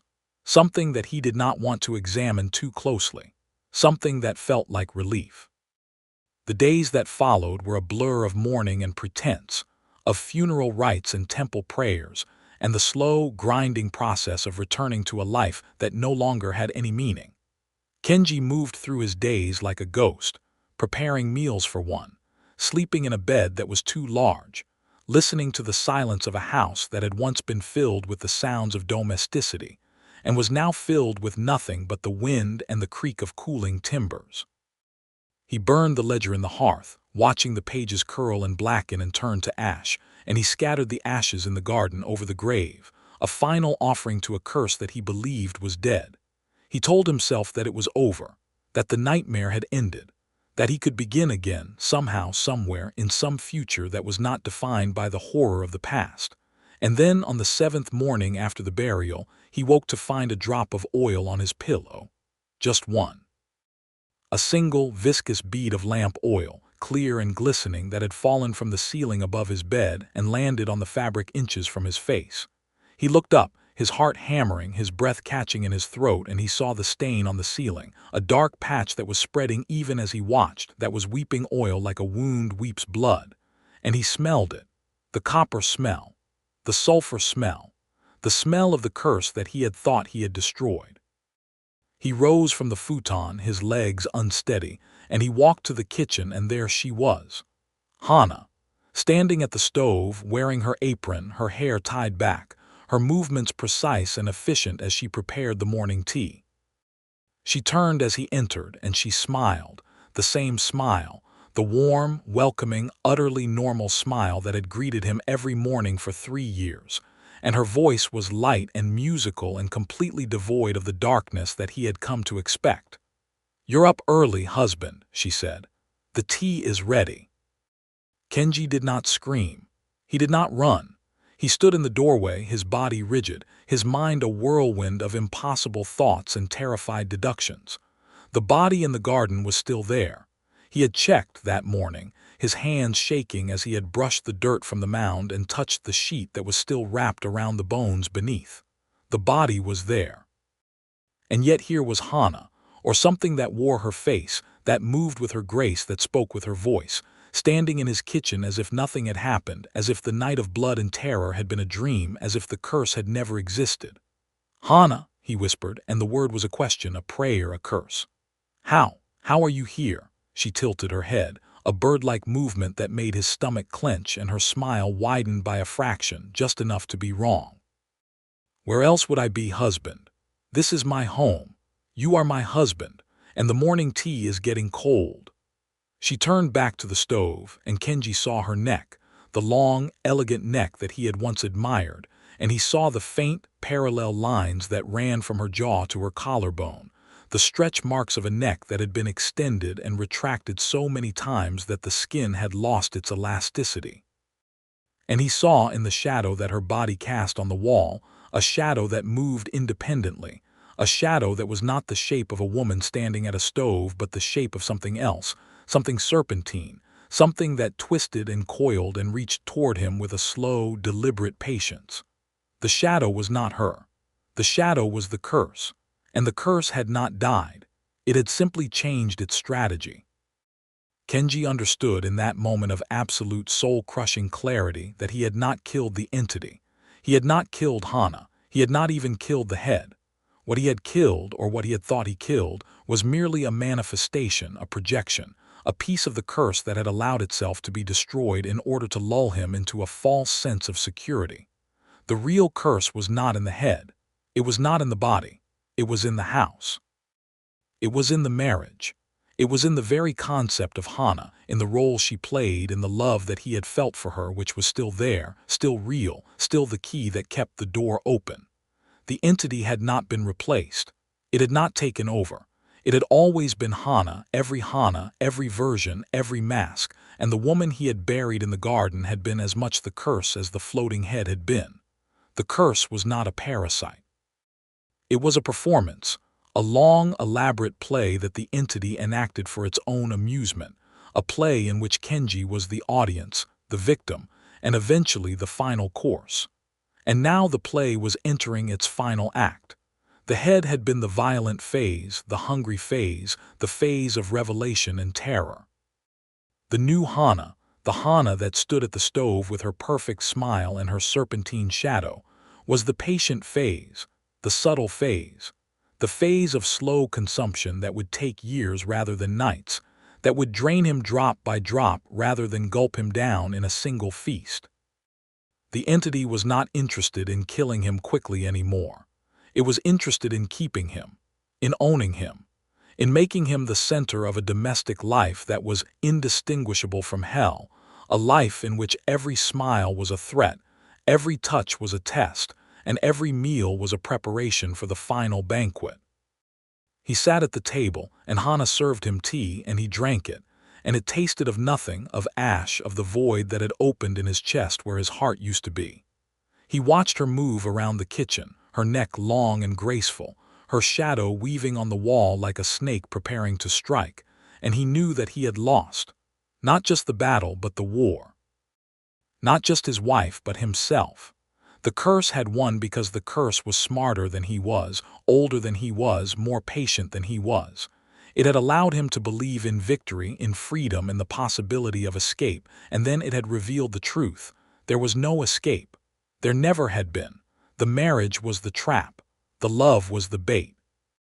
And he was caught, hooked through the heart, being reeled in slowly, inexorably, toward a fate that he could not imagine but that he knew, with a certainty that made his teeth chatter, would be worse than any quick death could have been.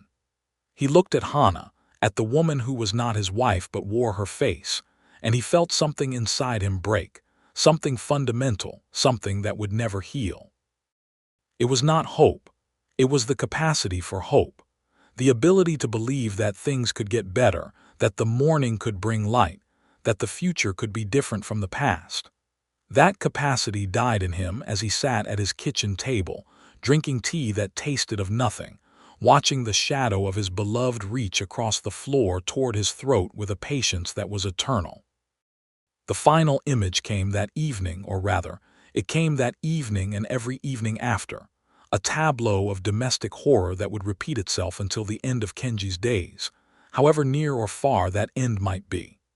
They sat at the dinner table, the low wooden table where they had shared 1,000 meals, where they had laughed and talked and planned their future, where Kenji had first told Hana that he loved her, and where she had smiled and said that she loved him too. The lamp burned between them, a traditional ceramic vessel with a cotton wick, and the flame was normal, yellow, steady, casting a warm glow that should have been comforting but was now the light of a stage play, the spotlight that illuminated the final scene of a tragedy. Hana smiled at him across the table, and her smile was perfect, her teeth white and even, her lips tinted with the pink of health and happiness. She reached across the table and took his hand in hers, her fingers warm and soft and utterly human, and she squeezed it with a tenderness that made Kenji want to weep. "I love you, Kenji," she said, and her voice was Hana's voice, the voice of the woman he had married, the voice of his heart's desire. "I love you more than I can say, and I am so glad that we are together, so glad that we will always be together." Kenji looked at her hand in his, at the fingers that were soft and smooth and perfectly formed, and then he looked up, past her shoulder to the wall behind her, and he saw the shadow that was cast by the lamp, the shadow that should have been a simple, human silhouette, a dark echo of the woman who sat across from him. But it was not simple. It was not human. The shadow on the wall was serpentine, a long, twisting column of darkness that rose from the floor and coiled around the ceiling beams, weaving and shifting with a life of its own, independent of Hana's movements, independent of the light that cast it. The shadow had a head, but the head was not proportioned to a human body. It was too large, too elongated, with a mouth that opened and closed in a silent hiss, with eyes that were not empty spaces but pools of deeper darkness, with a tongue that flickered in and out, tasting the air, tasting the light, tasting the life that pulsed in Kenji's throat. And the shadow was reaching toward him. Slowly, imperceptibly, a fraction of an inch at a time, the serpentine column was extending across the wall, across the ceiling, toward the place where Kenji sat, its open mouth growing larger, its tongue flickering faster, its hunger a palpable presence that filled the room with a weight that made breathing difficult.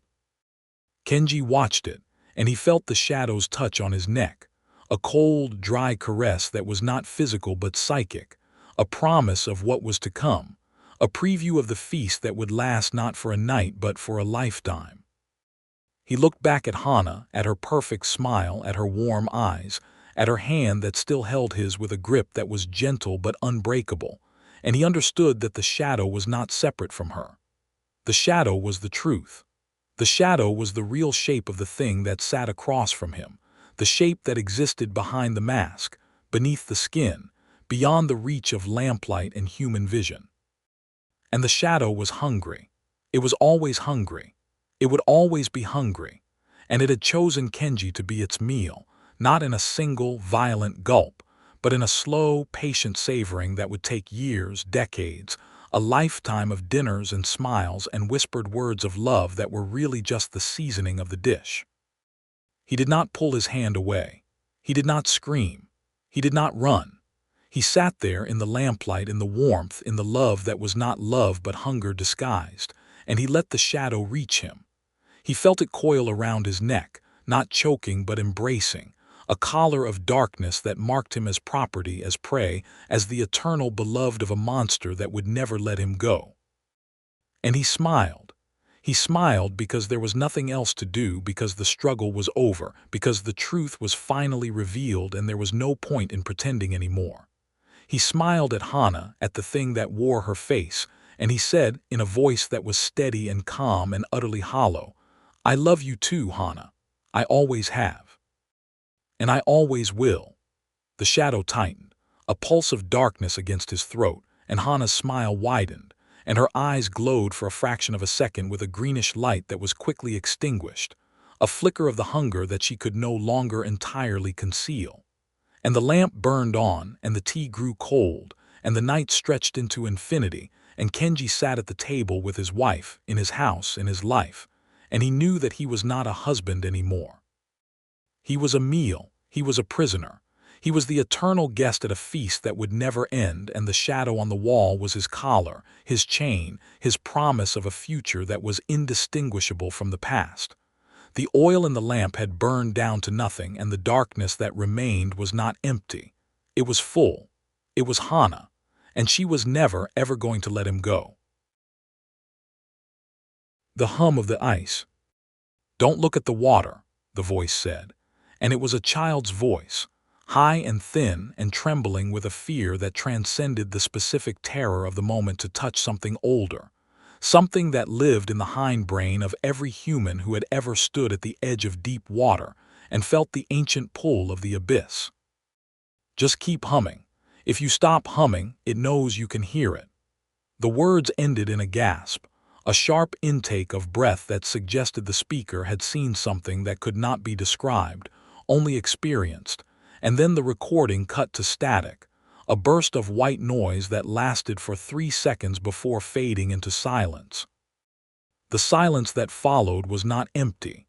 It was the silence of the Arctic, a vast, pressing absence of sound that had its own weight, its own texture, its own capacity to fill the spaces between human thoughts with the suggestion of things that existed beyond the range of perception. Dr. Kobe Anders sat in the monitoring station of the research outpost, his headphones still pressed against his ears, his finger hovering over the playback button, with a hesitation that suggested he was not sure whether he wanted to hear the recording again, or whether hearing it once had already been too much. The outpost was called Station Nordhaven, though the name was more aspirational than descriptive. It sat on the edge of the Arctic Circle, on a spit of land that jutted into the Greenland Sea like a finger pointing toward the pole. A collection of prefabricated buildings and shipping containers and antenna arrays that had been assembled in the optimistic days of climate research funding, and was now slowly surrendering to the elements in increments of rust and ice and the slow erosion of ambition. The station had been established 5 years ago as part of an international consortium studying the effects of climate change on the Arctic ice shelf, and it had been staffed, in its heyday, by a rotating crew of 24 scientists and support personnel who had generated papers and data sets, and the occasional viral photograph of a polar bear that had wandered too close to the perimeter fence. Now, in the declining years of the consortium's funding, the station housed 8 people, 4 climatologists who had been assigned to map the receding coastline and who spent their days staring at satellite imagery, and their nights drinking the limited alcohol ration that the station's budget allowed. 2 local guides, Inuit men who had been born in the region, and who viewed the scientific mission with a mixture of tolerance and barely concealed contempt. A cook named Greta who had been hired for her ability to make palatable meals from frozen provisions, and who stayed for reasons that no one had ever fully understood. And Kobe, who had been sent by the Copenhagen Municipal Planning Department to assess the feasibility of expanding the station's infrastructure in anticipation of the shipping lanes that would open when the ice finally melted. Kobe was not a scientist. He was an urban planner, a profession that he had chosen because it offered the illusion of control, the belief that human environments could be designed and managed and optimized for the benefit of their inhabitants. He had spent 15 years in Copenhagen, drawing up plans for bicycle lanes and green spaces and mixed-use developments that would reduce carbon footprints and increase quality of life. And he had been good at it, had won awards and promotions, and the respect of colleagues who appreciated his ability to translate abstract environmental goals into concrete physical spaces. But the Arctic was not Copenhagen. The Arctic was not a space that could be planned or managed or optimized. The Arctic was a force, vast and indifferent and ancient beyond human comprehension, and Kobe had understood within days of his arrival at Nordhaven that his professional toolkit was about as useful here as a bicycle in a hurricane. He had arrived in March, when the station was still locked in the grip of winter, the sun a distant memory that would not return for weeks, the landscape reduced to shades of gray and white, and the occasional bruised purple of the twilight hours. The journey from Copenhagen had been brutal, a series of flights and helicopter transfers that had left him nauseated and disoriented, deposited on the station's landing pad in a snowstorm that had reduced visibility to arm's length and made the prefabricated buildings seem like ghost structures, insubstantial and temporary against the vastness of the ice.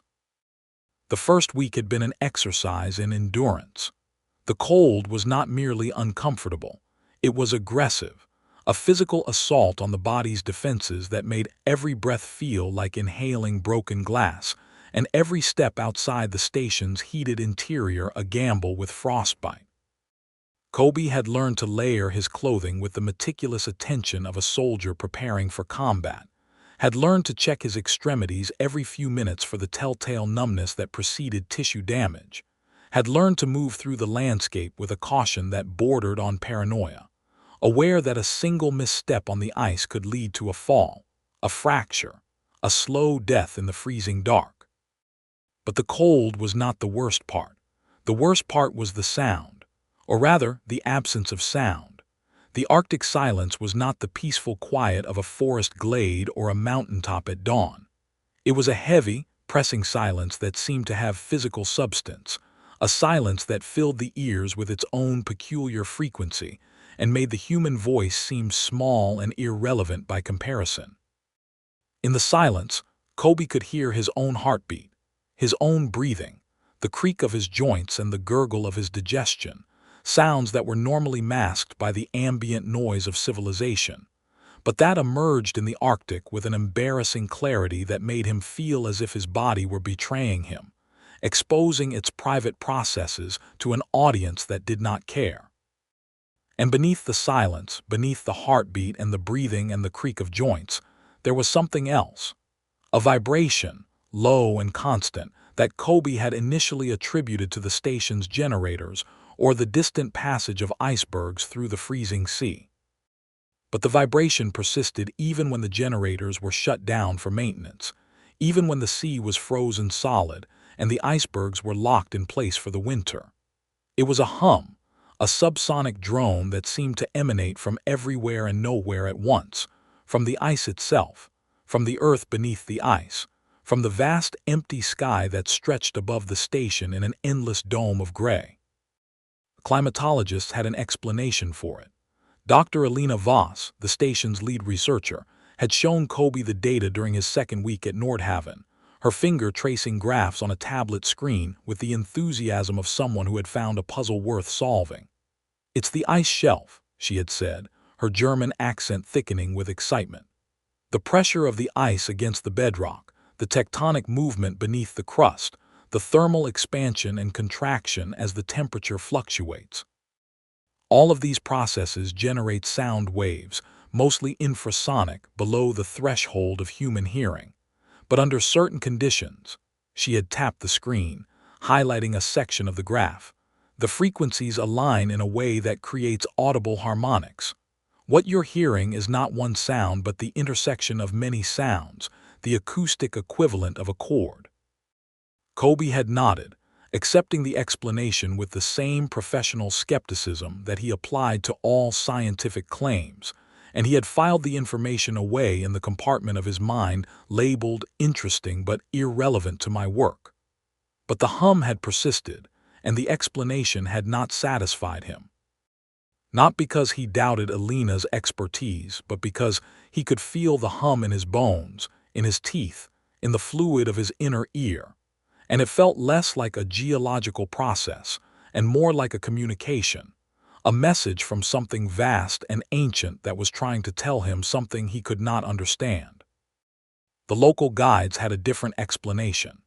Kiviak and Amya, the two Inuit men who handled the station's transportation and safety needs, had listened to Kobe's description of the hum, with expressions that suggested they had heard similar descriptions many times before, from many different scientists who had come to the Arctic with their instruments, and their theories and their inability to accept that some things could not be measured or explained. "The ice hummers," Kiviak had said, his voice flat and matter-of-fact, as if he were discussing the weather or the price of fuel. "The Qalupalik.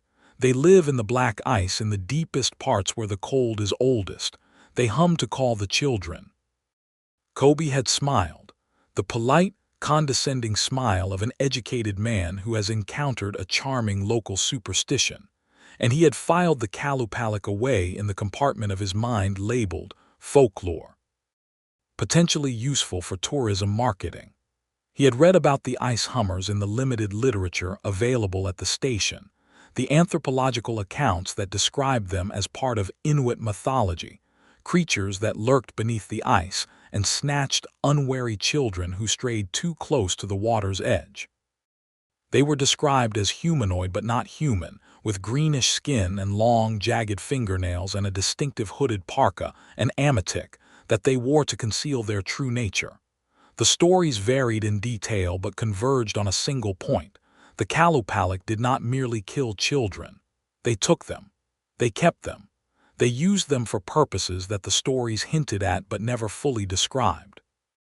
It was charming folklore, Kobe had thought. A useful cautionary tale to keep children away from dangerous ice. Nothing more. And he had continued with his work, measuring the station's infrastructure and planning its expansion, and ignoring the hum that persisted at the edge of his perception, the vibration that seemed to grow stronger every day. The boot was found on the third week of Kobe's assignment, on a morning when the sky had cleared briefly to reveal a pale, watery sun that hung low on the southern horizon like an afterthought. Amya had discovered it during a routine patrol of the station's perimeter, a single child's boot sitting perfectly upright on the ice, far from any footprints, far from any human habitation, far from any explanation that made sense. It was oversized, the kind of boot that a parent might buy for a child with the expectation that they would grow into it, and it was positioned with a precision that suggested not random placement but deliberate arrangement, as if someone had set it there for a specific purpose. "It's not from the station," Amya had said when he brought the boot to the common room where the team was gathered for breakfast. "No one here has children, and the size," he had held it up, turning it in his hands, "it's too large for any of the local kids, at least any of the local kids that anyone knows about." Kobe had examined the boot with the detached curiosity of someone who was not yet aware that he was looking at evidence of something terrible. It was made of heavy leather, lined with fur that was still soft despite the cold, and the sole was thick and ridged, designed for traction on ice. There was no manufacturer's label, no size marking, nothing that would identify its origin or its owner. But there was something else, something that Kobe noticed only when he held the boot up to the light. The interior was stained with a dark fluid that had dried to a brownish crust, and the fur lining was matted in a way that suggested not merely wear but damage, as if something had been clawing at the inside of the boot with desperate fingers. "Where exactly did you find this?" Kobe had asked, and his voice had carried a note of unease that surprised him. "On the black ice," Amya had said, and his voice had dropped to a register that suggested he was speaking of something that should not be discussed in the ordinary course of daily life. "The deep ice, the oldest ice, where the Qalupalik hunt." Alina had laughed, the sharp, barking laugh of a scientist who has encountered irrationality in a place where rationality should reign. "It's probably from a tourist," she had said, "or a lost shipment, or someone's idea of a joke. The Arctic is full of strange things that wash up from who knows where." But Amya had not laughed. He had simply placed the boot on the table with a gentleness that suggested he was handling something precious, something dangerous, and he had looked at Kobe with eyes that held a warning that the urban planner was not yet equipped to understand. "Don't go to the black ice," Amya had said. "Not alone, not ever. The Qalupalik are not stories, they are not myths. They are the reason our people have learned to fear the deep water, the reason our children know not to stray too close to the edge, and they are hungry." Kobe had nodded, making the appropriate noises of respect and caution, and he had filed the conversation away in the compartment of his mind labeled local color, potentially useful for report. But that night, lying in his narrow bunk in the station's residential module, listening to the hum that seemed louder than ever, he had found himself thinking about the boot, about the dark stain inside it, about the way Amya's eyes had looked when he spoke of the Qalupalik. And he had felt, for the first time since his arrival at Nordhaven, the cold finger of unease that would eventually grow into something much larger and more terrible. The children came to the station on the 4th week. They were local kids, the sons and daughters of Inuit families who lived in the scattered settlements along the coast, and they came not for any official purpose, but simply because the station represented a novelty in a landscape that offered few distractions. There were 5 of them, ranging in age from perhaps 7 to 12, and they moved through the station's common areas with the restless energy of creatures who had been confined by weather and parental supervision, and were now taking advantage of their temporary freedom to explore every corner of the unfamiliar environment. Kobe had watched them from his workstation, where he was reviewing satellite imagery of the coastline, and he had felt a pang of something that might have been nostalgia or might have been envy. He had no children of his own, had never found the time or the partner or the inclination to start a family, and he had convinced himself that this was a choice rather than a deficit, a deliberate prioritization of career over personal life that was common among professionals of his generation.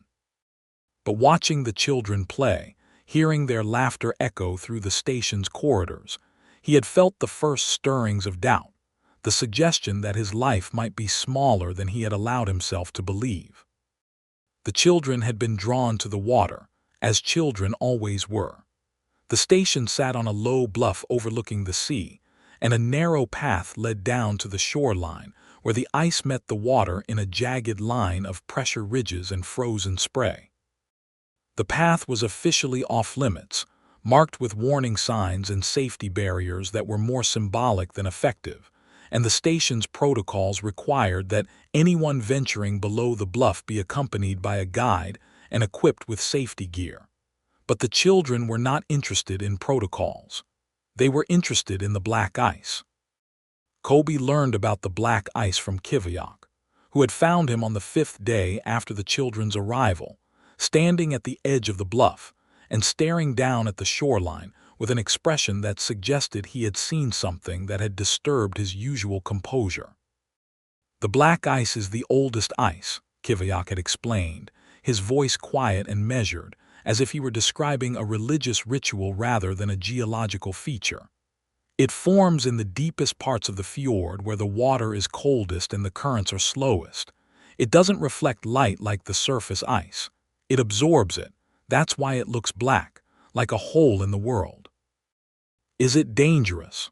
Kobe had asked, and the question had felt inadequate even as he spoke it, too small for the vastness of what Kiviak was describing. "Everything here is dangerous," Kiviak had replied, "but the black ice is different. It's not dangerous because it's slippery or unstable. It's dangerous because it's old, because it remembers things that the surface ice has forgotten, because it's close to the bottom where the Qalupalik live." Kobe had nodded, filing the information away with the same skepticism he applied to all of Kiviak's references to the ice hummers, and he had returned to his work. But the image of the black ice had stayed with him, a dark patch in his mental landscape that seemed to grow larger every time he closed his eyes, and he had found himself drawn to the bluff at odd hours, staring down at the shoreline with a fascination that he could not explain. The children had gone to the black ice on the 6th day. Not all of them, but 3 of the older ones, the ones who had dared each other to touch the frozen surface, to prove their bravery, to demonstrate that they were not afraid of the stories their parents told them around the cooking fires. They had slipped past the safety barriers with the ease of children who had spent their lives navigating Arctic terrain, had descended the path to the shoreline with a speed that suggested they had done this many times before, and had approached the black ice with the mixture of fear and defiance that characterized all adolescent risk-taking.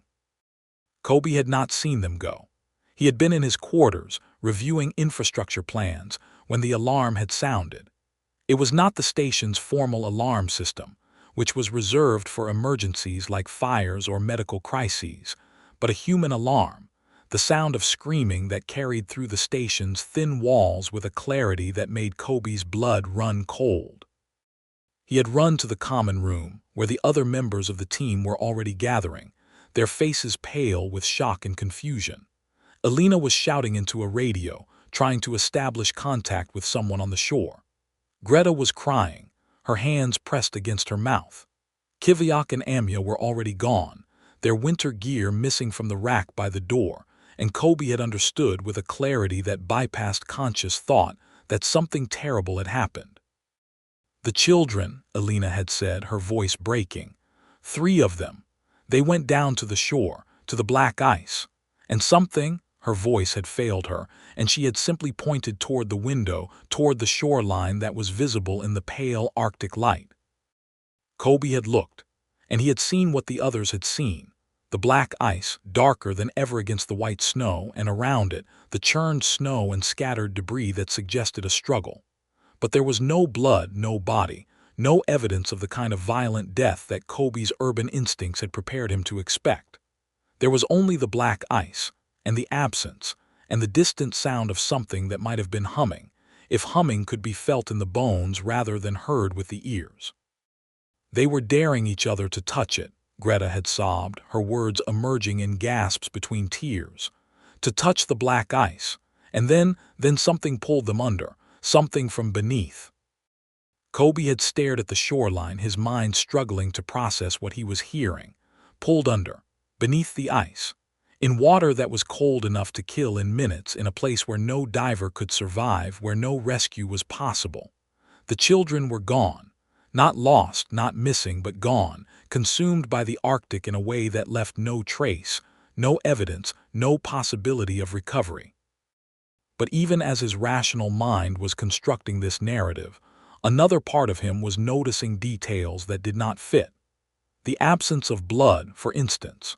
If the children had fallen through the ice, if they had drowned or frozen, there should have been signs of the accident, evidence of the ice breaking, traces of the struggle that must have preceded their disappearance. But the black ice was intact, its surface smooth and unbroken, and the only disturbance in the snow around it was the pattern of footprints that suggested the children had approached, and then what? The footprints simply stopped, as if the children had vanished into thin air or into the ice itself, or into some dimension that Kobe's understanding of physics could not accommodate. The Qalupalik, someone had whispered, and Kobe had turned to see one of the remaining children, a girl of perhaps 9, her eyes wide with a terror that suggested she had seen something that her young mind could not process. The Qalupalik took them. It sang to them and they went to it, and it took them under. Kobe had knelt beside the girl, his urban planner's instincts for dealing with traumatized civilians asserting themselves in the face of the incomprehensible. "What do you mean, it sang to them?" he had asked gently. "What did you hear?" The girl had looked at him with eyes that seemed older than her years, eyes that held a knowledge that no child should possess. "It whistled," she had said, her voice barely audible. "Like a song, like someone calling from far away. And then there was a hand, a green hand with long nails, and it grabbed Takik and pulled him under. And then it grabbed Nunik, and then a Pewdie, and they were gone." Kobe had felt the chill return, spreading from his spine to his extremities, and he had looked out at the black ice with new eyes, seeing not merely a geological feature but a threshold, a boundary between the world he understood and a world that he was only beginning to glimpse. The girl's description was specific, detailed, and impossible. A green hand with long nails. A whistling sound. Children pulled beneath intact ice by something that could not exist. But the boot on the ice far from any footprints, the dark stain inside it, the matted fur, the way Amya had looked when he spoke of the Qalupalik. Kobe had stood and walked to the window, pressing his forehead against the cold glass, and he had stared at the black ice with an intensity that suggested he was trying to see through it, to penetrate its dark surface and glimpse what lay beneath. And for a moment, just a moment, he thought he saw something moving under the ice, something that was not current or shadow or the play of light on frozen water, but something that had shape and intention and a terrible, patient purpose. Then it was gone, and he was left with the glass, and the cold, and the growing certainty that the world was larger and stranger than his professional training had prepared him to understand. The search that followed was perfunctory, a ritual that the adults performed for the sake of the children who watched with eyes that already knew the outcome. Kiviak and Amya had returned from the shoreline with faces that were grim and gray, and they had reported what Kobe had already suspected. There was no trace of the missing children, no hole in the ice, no evidence of drowning or freezing or any of the ordinary accidents that might befall the unwary in the Arctic. The black ice was intact, its surface smooth and unbroken, and the water beneath it was dark and still and impenetrable. "We'll contact the authorities," Elena had said, her voice carrying the brittle confidence of someone who was trying to maintain order in the face of chaos. "The Coast Guard, the police. They'll organize a proper search, divers if necessary." "There are no divers who can survive in that water," Kiviak had said quietly. "Not in the black ice. The cold is too deep, too old. Anything that goes under there does not come back." "Then we'll wait for the thaw," Elena had insisted.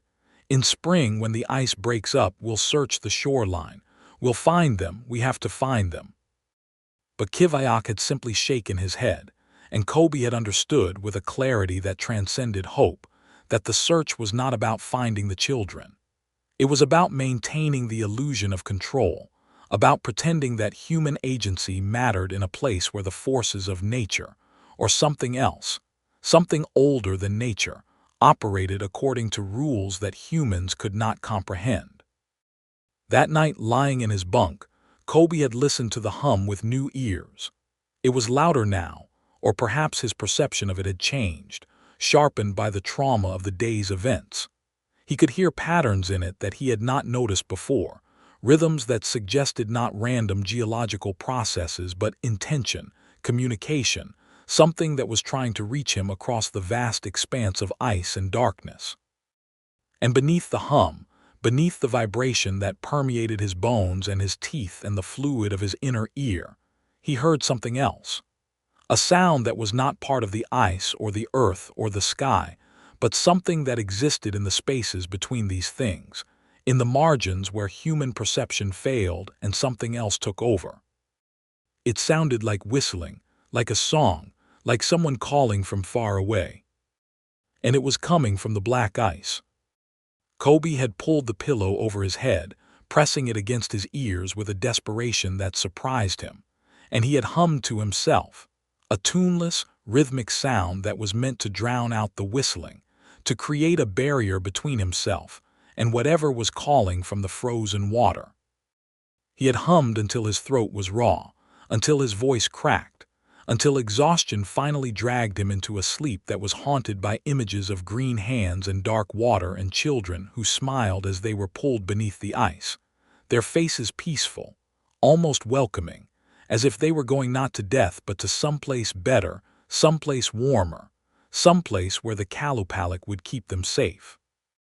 He woke to darkness, his throat aching, his body soaked in sweat despite the cold that permeated the station's walls. The humming had stopped, or perhaps he had simply grown accustomed to it, and the silence that surrounded him was deeper than before, more oppressive, filled with the suggestion of things that were waiting, watching, listening for the moment when he would lower his guard. He did not go back to sleep. He sat in his bunk, his back against the wall, his knees drawn up to his chest, and he waited for the dawn that he knew would bring no comfort, no answers, no escape from the knowledge that something had changed in the world, that a threshold had been crossed, and that the rules that had governed his existence were no longer sufficient to the reality he now inhabited. The Arctic was not empty, the ice was not inert, and the hum that permeated the station was not a geological phenomenon but a communication, a signal from something that had noticed the humans in its territory and was now, patiently, inevitably, preparing to make contact. Kobe Anders sat in the darkness, and he listened, and he waited, and he knew with a certainty that transcended reason that the worst was not behind him but ahead, that the disappearance of the children was only the beginning, and that the Qalupalik, the ice hummer, the creature of folklore that he had dismissed as charming superstition, was not merely real but imminent, not merely present but active, and that its attention had shifted from the children of the local families to the adults of the research station, to him, to all of them, with a focus that was terrible in its patience and its hunger. The ice creaked outside, a sound like the shifting of massive joints, and Kobe felt the vibration in his bones, and he knew that the long night was not over but only beginning.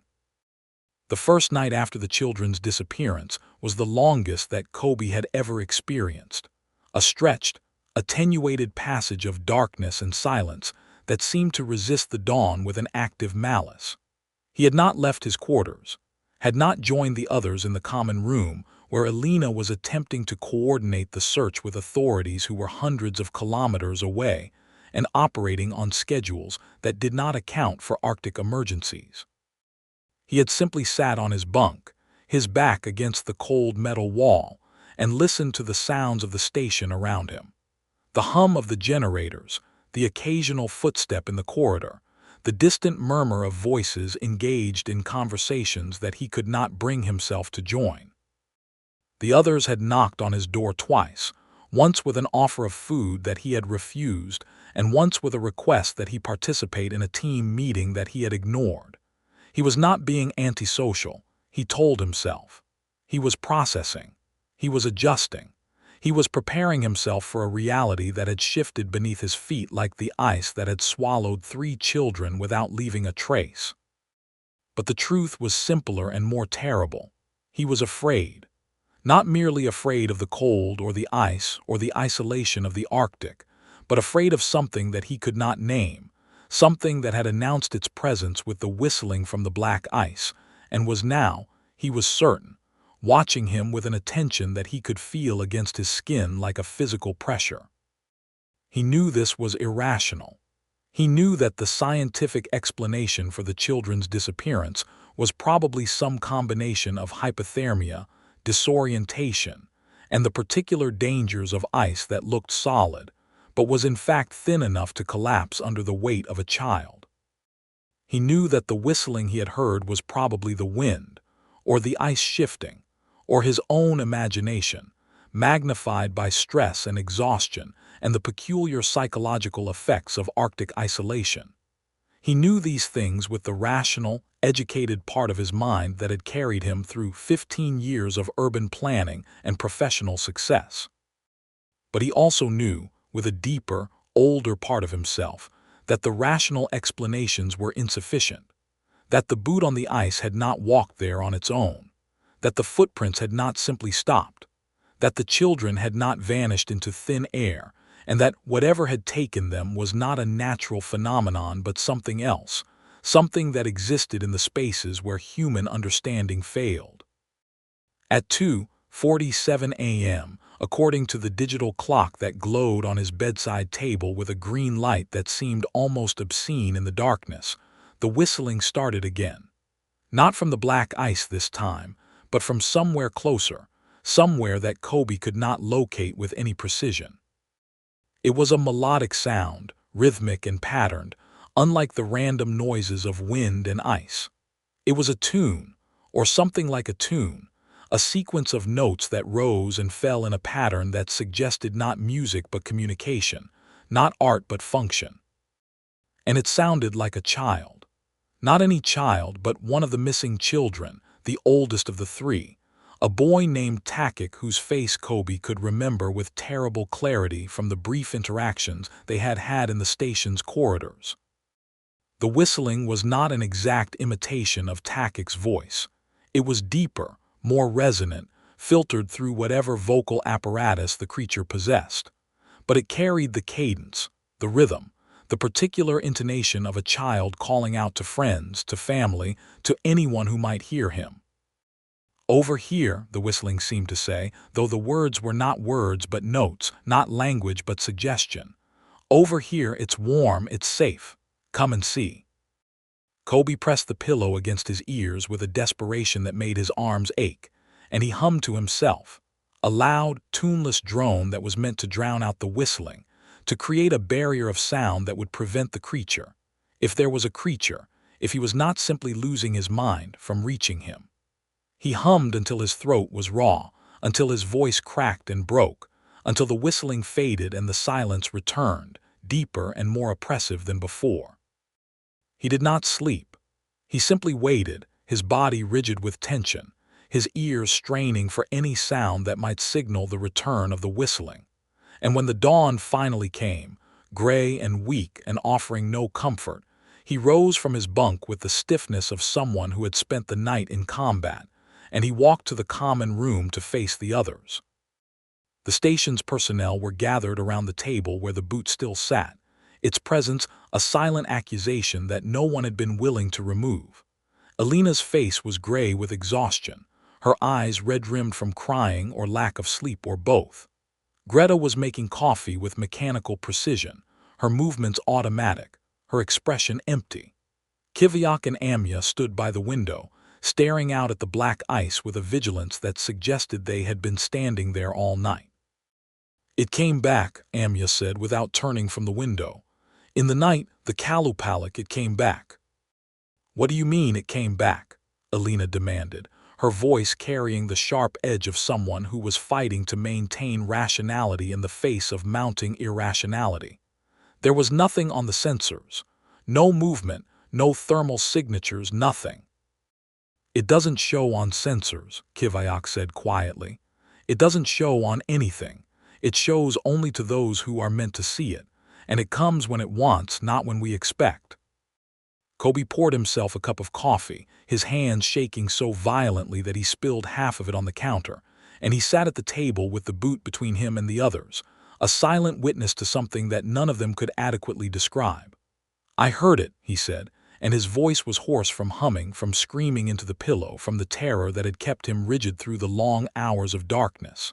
"I heard it at 3 in the morning, whistling, like Takik, like one of the children."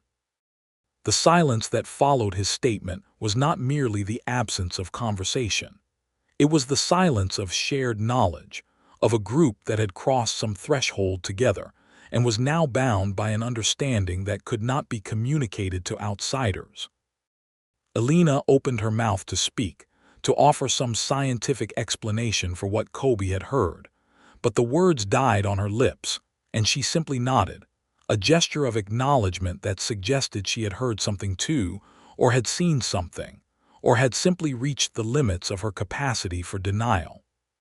"The Qalupalik mimics," Amya said, turning from the window to face the group. "It learns the sounds of the people it takes. It uses them to call others, to lure them closer, to the edge, to the black ice." "That's," Alina began, but she could not finish the sentence. The word she was looking for, impossible, absurd, superstitious, had lost its meaning in the face of what they had experienced. "That's what it does," Amya finished for her. "And it will continue to do it until it has taken what it wants, until it has filled its Amatik with enough children to sustain it through the long winter." "It's Amatik?" Kobe asked, the word unfamiliar on his tongue. "The parka," Kivayak explained. "The Qalupalik wears a parka, an Amatik, like the ones our mothers wear to carry their babies. But the Qalupalik's parka is not for warmth. It is for carrying, for keeping, for holding the taken ones in a state between life and death, in the cold beneath the ice, where time moves differently and the body does not decay." Kobe felt the chill return, spreading from his spine to his extremities, and he looked at the boot on the table with new eyes. The dark stain inside it, the matted fur, the way it had been arranged on the ice, far from any footprints, as if it had been placed there deliberately as a marker, a signal, a message. "It's showing us what it can do," he whispered. "It's not just hunting, it's communicating. It's telling us that it can reach us, that it can take what we value, and that there's nothing we can do to stop it."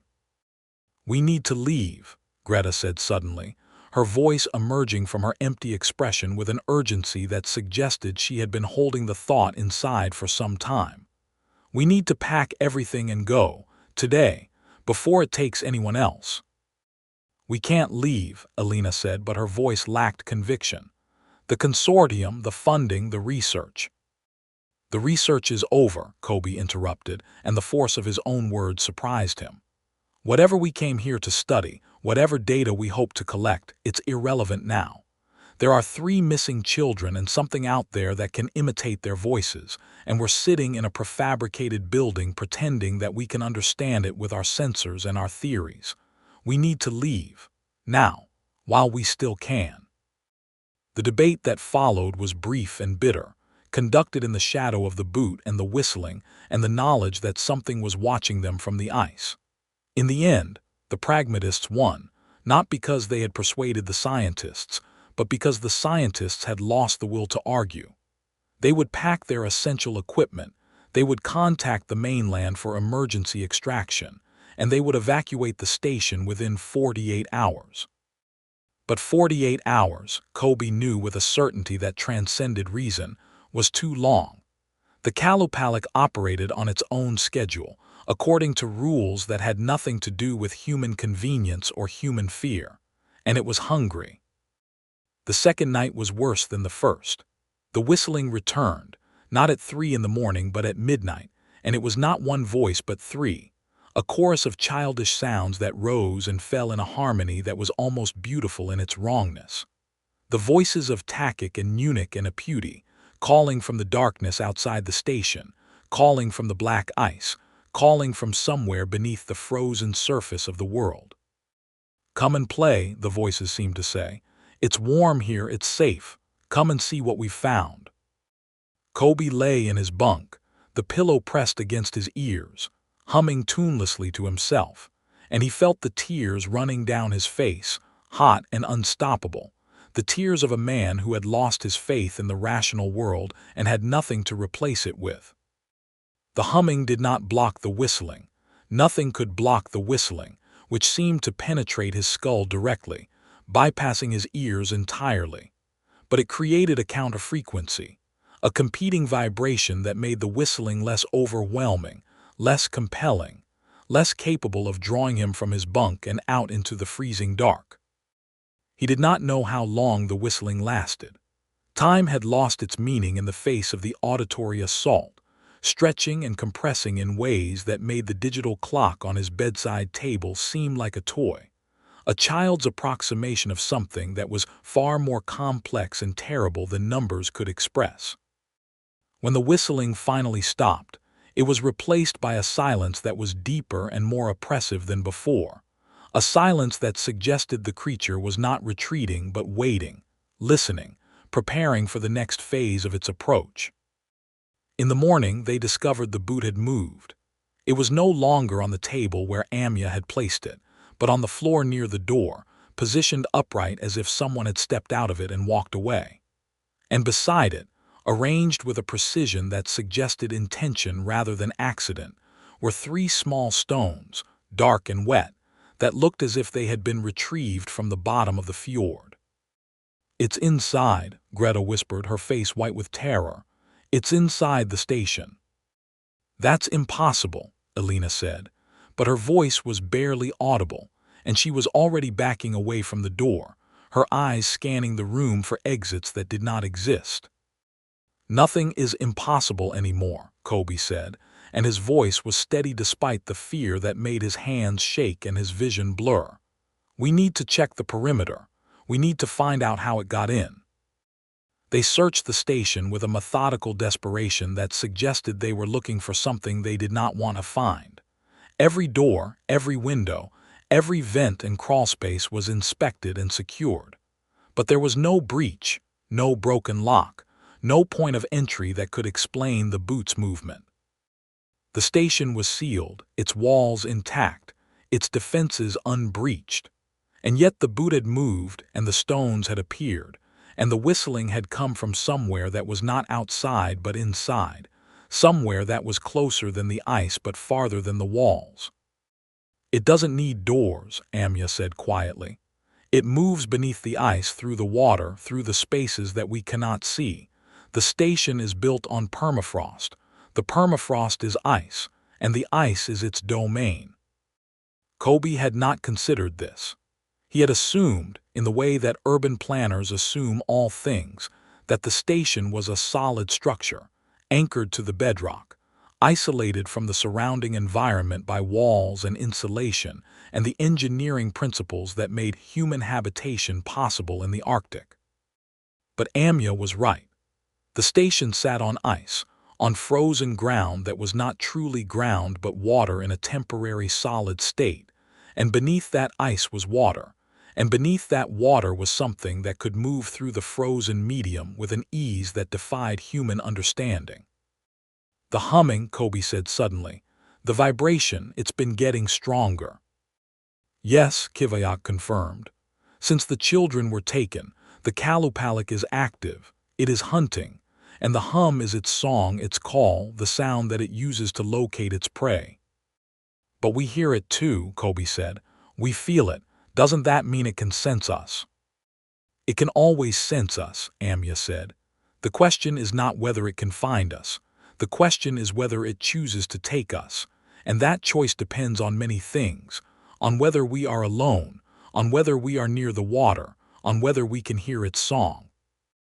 "If you stop humming, it knows you can hear it," Kobe whispered, repeating the words from the recording that now seemed less like a warning and more like a survival manual. Yes, Amya said, and his eyes held a sorrow that suggested he had seen this before, had watched others learn the rules too late. The Qalupalik hunts by sound, by vibration, by the frequencies that travel through the ice and the water. If you can hear it, it can hear you.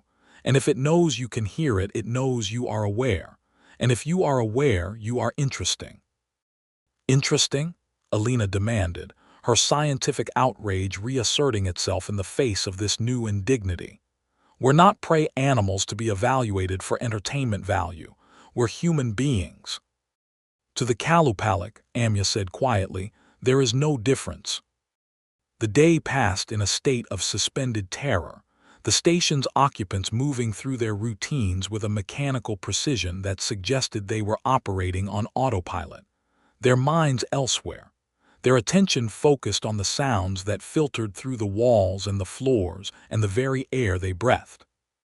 Kobe tried to work on his infrastructure plans, but the numbers and diagrams seemed meaningless, abstract patterns that had no relationship to the reality of whistling voices and moving boots and the hum that permeated his bones. In the afternoon, he had found himself in the station's small museum, a corner of the common room that had been dedicated to local artifacts and historical photographs.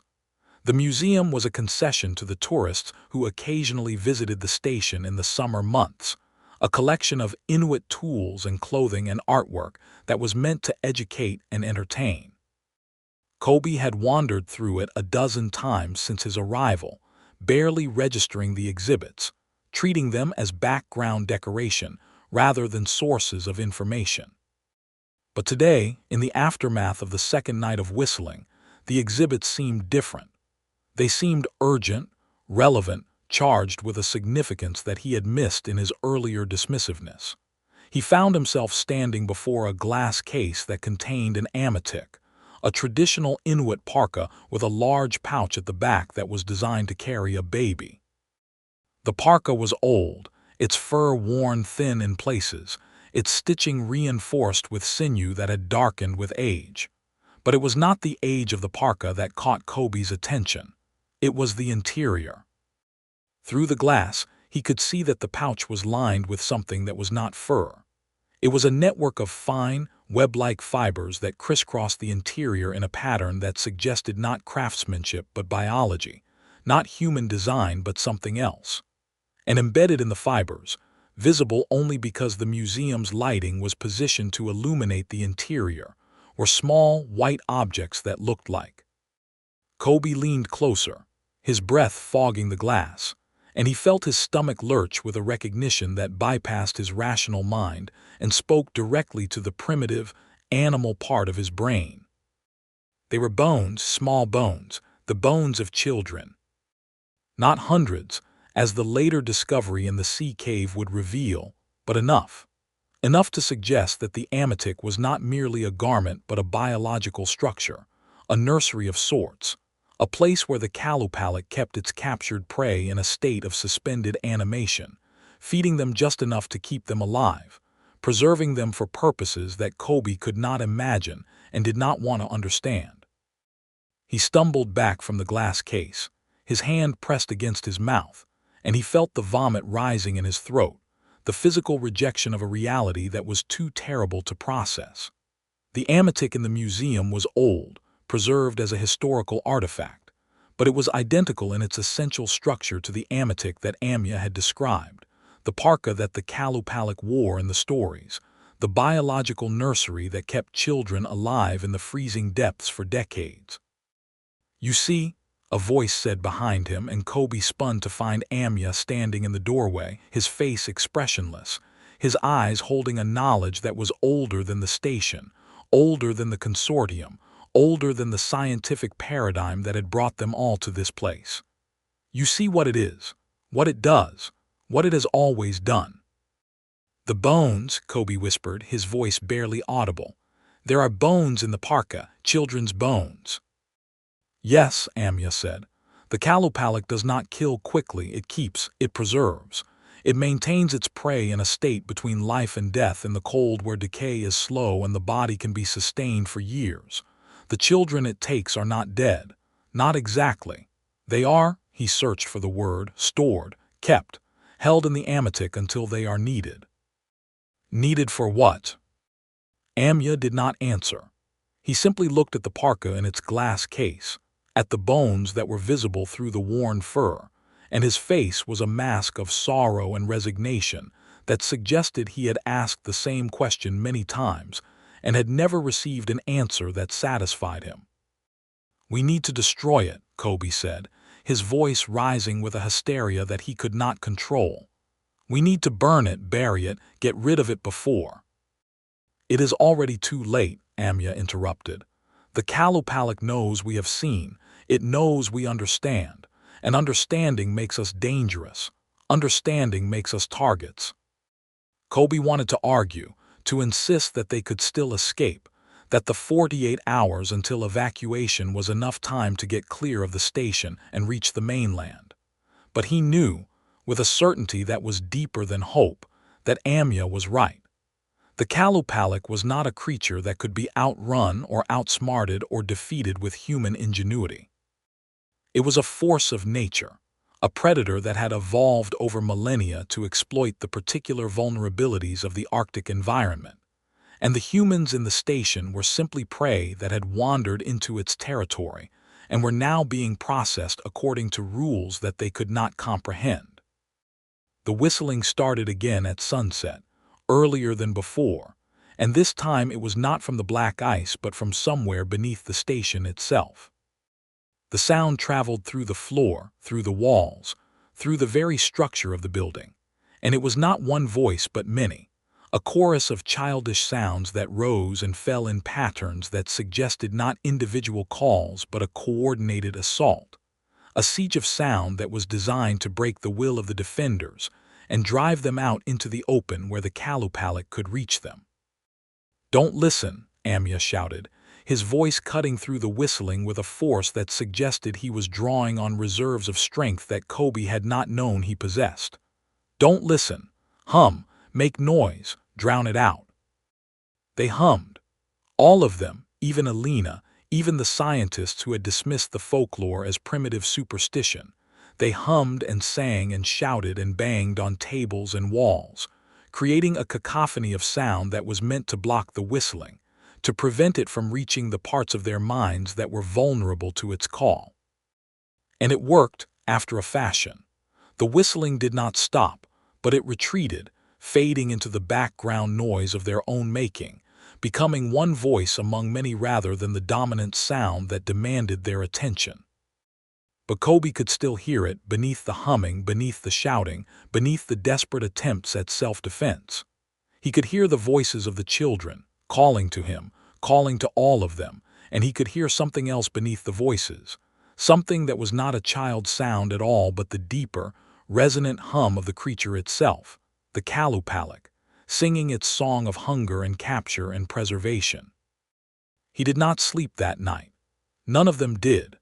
They sat in the common room, huddled together like survivors of a shipwreck, and they hummed and sang and waited for the dawn that they knew would bring no relief, no rescue, no escape from the thing that had marked them as its own. And beneath the station, beneath the permafrost, beneath the ice that was older than human civilization, something moved. Something with greenish skin and long, jagged nails and a parka lined with the bones of children. Something that was patient and hungry and endlessly, terribly alive. The Qalupalik was coming, and it would not stop until it had taken what it wanted. The snowmobiles had been Kobe's idea, a desperate gambit born from the recognition that waiting for rescue was no longer an option. The station's radio had failed sometime during the second night of whistling, not with a dramatic burst of static, but with a gradual degradation of signal that suggested something was interfering with the transmission, something that was not atmospheric or mechanical but biological, a deliberate sabotage of their communications by an intelligence that understood the tactical value of isolation. "The snowmobiles can reach the settlement in 6 hours, Kobe had argued, his finger tracing the route on the topographical map that was spread across the common room table. "The settlement has a working radio, a helicopter pad, access to the Coast Guard. If we can get there, we can call for extraction. The ice between here and the settlement is unstable, Kiviak had said, his voice carrying the weight of local knowledge that could not be found in maps or satellite imagery. This time of year, the pressure ridges are forming, the leads are opening, the snowmobiles might not make it. And if we stay here, Kobe had demanded, if we wait for the Qalupalik to come for us one by one, to take us in the night to fill its parka with our bones, is that better? No one had answered. The question had hung in the air like smoke, visible and choking, and in the end the pragmatists had won again. They would take 2 snowmobiles, Kobe and Kiviak on the first, Alina and Amya on the second, leaving Greta and Marcus at the station with instructions to continue trying the radio and to seal themselves in the residential module if the whistling returned. They had left at dawn, when the light was just strong enough to navigate by, the sky a bruised purple that promised the return of the sun but offered no warmth. The snowmobiles were old but well-maintained, their engines coughing to life in the freezing air with reluctance that suggested even machines understood the danger of this place. Kobe had driven the lead vehicle, Kiviak riding behind him with a rifle that seemed more like a comfort object than a weapon, and they had set out across the ice with a speed that bordered on recklessness. The first hour had been uneventful, the ice stretching before them in a vast white plain that seemed almost peaceful in the early light. Kobe had allowed himself a moment of hope, a fragile belief that they might actually make it, that the Qalupalik was not omnipresent, that there were limits to its range and its power. But the hope had shattered at the first pressure ridge, a jagged wall of ice that blocked their path with a violence that suggested not natural formation but deliberate placement. "This wasn't here yesterday," Kiviak said, his voice carrying a note of confusion that was almost childlike in its innocence. "I checked this route. The ice was smooth." "It changed," Kobe said, and his voice was hollow, drained of the optimism that had carried him this far. "The Qalupalik changed it. It knows we're trying to leave. It's blocking the way." They had detoured around the pressure ridge, losing precious time as they searched for a passage that would allow the snowmobiles through. The second obstacle appeared 10 minutes later, a lead, a crack in the ice, that had opened across their path, its edges sharp and fresh, as if something had sliced through the frozen surface with surgical precision. The water beneath the lead was black and still, and Kobe could feel the cold rising from it like a breath from the mouth of something ancient and hungry. "It knows," Kiviak whispered, and his voice was barely audible over the idling engine. "It knows where we're going. It's cutting us off." They had backtracked, searching for another route, and with every kilometer, the obstacles multiplied. Pressure ridges where there should have been flat ice, leads where there should have been solid surface, areas of thin ice that cracked ominously beneath the snowmobiles' treads, forcing them to detour in ever-widening circles that consumed their fuel and their time and their hope. "It's using the tunnels," Amya had said over the radio, his voice distorted by static and distance. "The network of underwater ice tunnels. It moves beneath the surface and pops up behind you, creating the obstacles, herding you toward." The transmission had ended in a burst of static, and Kobe had stared at the radio in his hand with a terror that made his vision blur. "Amya, Amya, do you copy?" Nothing, only static, and beneath the static, something that might have been humming, the low-frequency vibration that was the Qalupalik's song, its call, its method of locating and tracking and ultimately capturing its prey. "We need to go back," Kiviak said, his face gray with fear. "We need to get back to the station." "We can't go back," Kobe said.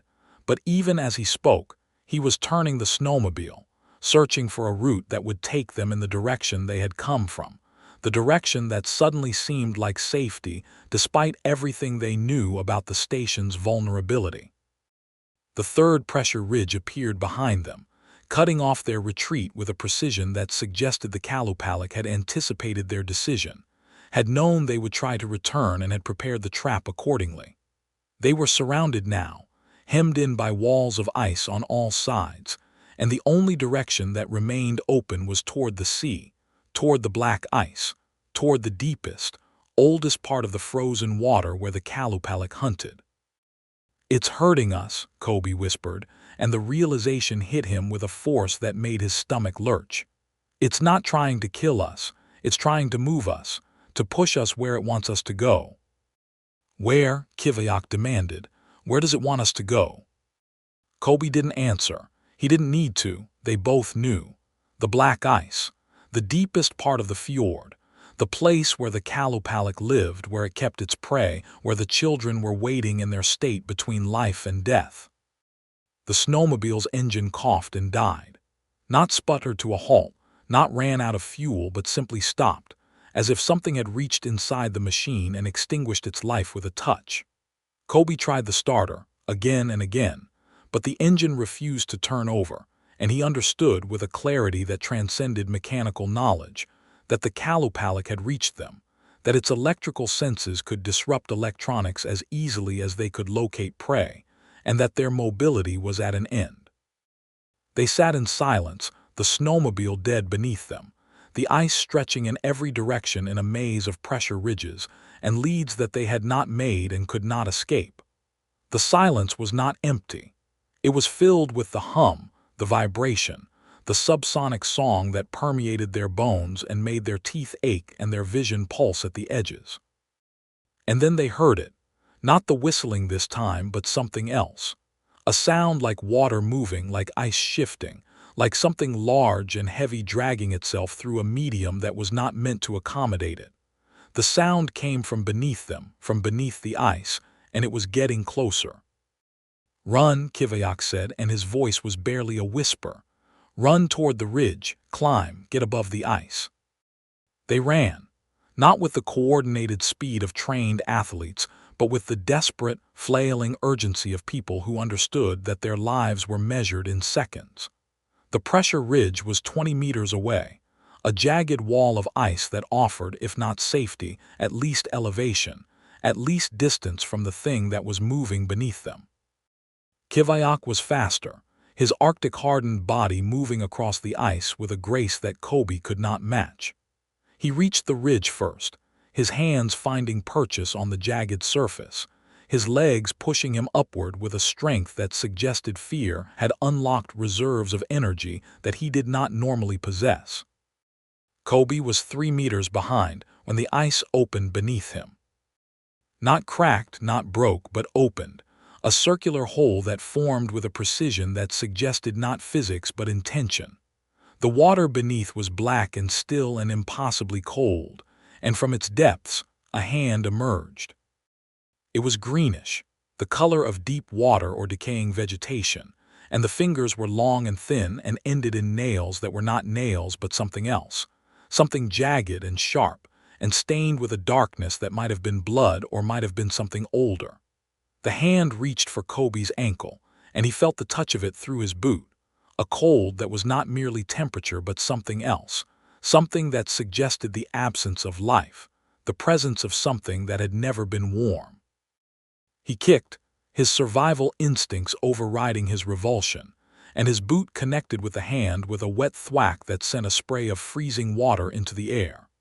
The hand withdrew, not in pain but in recalculation, and Kobe scrambled backward, away from the hole, his hands and knees slipping on the ice as he tried to put distance between himself and the thing in the water. "Kiviak!" he screamed, and his voice echoed across the ice with a desperation that suggested he already knew what he would see. Kiviak was on the ridge, had almost reached the top when the second hole opened, not beneath him but beside him, a precise incision in the ice that revealed the black water and the thing that waited within. The hand emerged again, the same greenish appendage with the same jagged nails, and this time it did not reach for Kiviak's ankle. It reached for his tendons. The blade, if it could be called a blade, was not metal or stone, but the creature's own nail, elongated and sharpened by biology into a tool of surgical precision. It sliced through Kiviak's parka, through the thermal layers beneath, and found the Achilles tendon with an accuracy that suggested the Qalupalik had studied human anatomy, had learned the exact points of vulnerability that would disable prey without killing it. Kiviak screamed. The sound was terrible, a high, keening wail that carried across the ice and into the gray sky, and Kobe watched in frozen horror as the mercenary's leg buckled, as the tendon parted with a wet snap that was audible even from where Kobe lay, as Kiviak's body collapsed onto the ice with a force that drove the breath from his lungs. The hand withdrew, and for a moment, Kobe thought that the attack was over, that the Qalupalik had satisfied its bloodlust and would retreat to the depths. But then the humming intensified, rising from a subsonic vibration to a palpable pulse that made the ice itself tremble, and Kobe understood that the attack was not over. It was only beginning. Kiviak was trying to crawl, his hands scrabbling at the ice, his ruined leg dragging behind him in a trail of dark blood that steamed in the freezing air. The Qalupalik had disabled him, had turned him from a threat into a victim, and now it was preparing to take him, to pull him beneath the ice and into the Amatik where he would join the children in their state between life and death. "No," Kobe whispered, and the word was barely audible, a breath of denial in the face of overwhelming reality. "No." He grabbed the rifle that Kiviak had dropped, his hands numb with cold and fear, and he fired into the hole in the ice.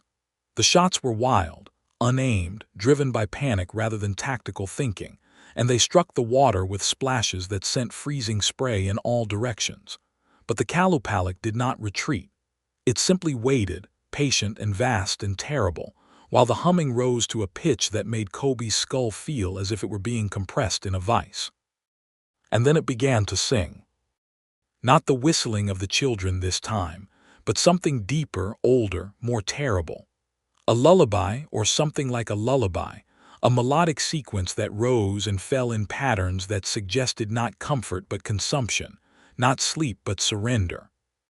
The song was in a language that Kobe did not recognize, a series of tones and rhythms that bypassed his conscious mind and spoke directly to the primitive, animal part of his brain, the part that understood submission, that recognized the voice of a predator, and knew that resistance was futile.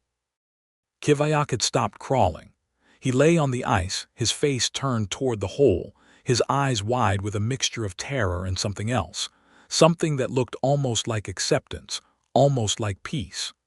The song was working on him, Kobe realized, was breaking down his will to resist, was convincing him that the cold water was not death but release, not an end but a beginning.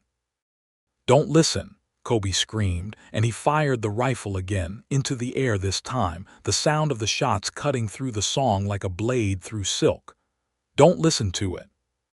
Kiviak blinked, and for a moment the peace left his face, replaced by a resurgence of terror that suggested he had momentarily broken free of the song's influence. "Kobe," he whispered, "run, don't let it." The hand emerged again, and this time it did not slice. It grabbed. It wrapped around Kiviak's ankle, the greenish fingers closing with a strength that was disproportionate to their apparent delicacy, and it pulled. Kiviak's scream was brief, cut short by the shock of the freezing water as the Qalupalik dragged him through the hole in the ice. Kobe fired again, into the water this time, the bullets creating plumes of spray that revealed nothing, that struck nothing, that passed through the black water and the thing that moved within it without effect. And then Kiviak was gone. The hole remained, a dark circle in the white ice, and the water within it was still, undisturbed by the passage of the man who had been dragged into its depths. The song stopped, replaced by a silence that was deeper and more oppressive than before, and Kobe understood with a clarity that transcended horror that he was next. He ran. Not toward the ridge, which was now occupied by the Qalupalik's hole, but away from it, across the ice in a direction that he chose at random, his legs pumping, his lungs burning, his mind emptied of everything except the imperative of escape. The rifle was still in his hand, useless but comforting, and he ran until his legs could carry him no further, until he collapsed on the ice in a gasping heap, his body convulsing with the aftermath of adrenaline and terror. The ice beneath him was solid here, far from the pressure ridges and the leads, far from the holes that the Qalupalik had created. He lay still, his breath coming in ragged gasps that steamed in the freezing air, and he listened for the sound of pursuit, the song of the hunter, the wet dragging of the creature that moved beneath the ice. But there was nothing, only the silence and the hum and the distant memory of Kivayak's scream. He did not know how long he lay there. Time had lost its meaning in the aftermath of the attack, stretching and compressing in ways that made his watch seem like a meaningless ornament. When he finally rose, his body aching and stiff, the sun had moved across the sky, and the light had changed from the bruised purple of dawn to the pale, watery gray of midday. He was alone. The snowmobile was dead, Kivayak was gone, and the station was somewhere behind him, beyond the maze of pressure ridges and leads that the Qalupalik had created. He had no map, no compass, no supplies except the rifle and the clothes on his back. He was, by any rational assessment, as good as dead. But he was not dead, and he was not taken, and the Qalupalik, for reasons that he could not comprehend, had allowed him to escape. He walked, not with any destination in mind, but simply to move, to generate warmth, to prevent his body from succumbing to the cold that was already numbing his extremities. The ice stretched before him in an endless white plain, and he walked across it with a mechanical precision that suggested his body was operating on autopilot, while his mind retreated to some interior space where the horror could not reach him. He walked for hours or perhaps for minutes. Time had become elastic, unreliable, a human construct that had no meaning in the Arctic's indifference. And then, gradually, he became aware that the ice beneath his feet was changing. It was no longer white but gray, no longer opaque but translucent, and through its surface he could see the darkness below, the black water that waited beneath the frozen crust. The black ice. He had reached the black ice. He stopped, his heart hammering against his ribs, and he looked around with eyes that were wide with a terror that had been building since the moment Kivayak had been dragged beneath the surface. The black ice surrounded him, stretching in every direction in a vast expanse of dark, translucent surface that absorbed the light rather than reflecting it. It was like standing on a hole in the world, a place where the earth had become transparent, and the abyss below was visible to anyone who dared to look. And he could see them. Through the ice in the darkness below he could see them, shapes that moved with a fluid grace that suggested not swimming but flying, not water but air. Shapes that were humanoid but not human, with limbs that were too long and joints that bent in directions that human anatomy did not allow. The Qalupalik was not one creature. It was many. A colony, like the worms in the desert, a distributed system of predators that moved through the ice and water in coordinated patterns, hunting and capturing and preserving with an efficiency that made human technology look like the crude scratching of primitives. And beneath them, deeper in the darkness, he could see other shapes, smaller shapes, shapes that were human or had been human, suspended in the freezing water with a stillness that suggested not death but preservation, not ending but waiting. The children, Takik and Nunik and Aputi, and Kivayak now, joining them in the Amatik's embrace, kept alive in the cold where time moved differently and the body did not decay. Kobe fell to his knees on the black ice, his hands pressed against the translucent surface, and he felt the vibration rising from below, the hum that was the Qalupalik's song, its call, its method of locating and tracking, and ultimately capturing its prey.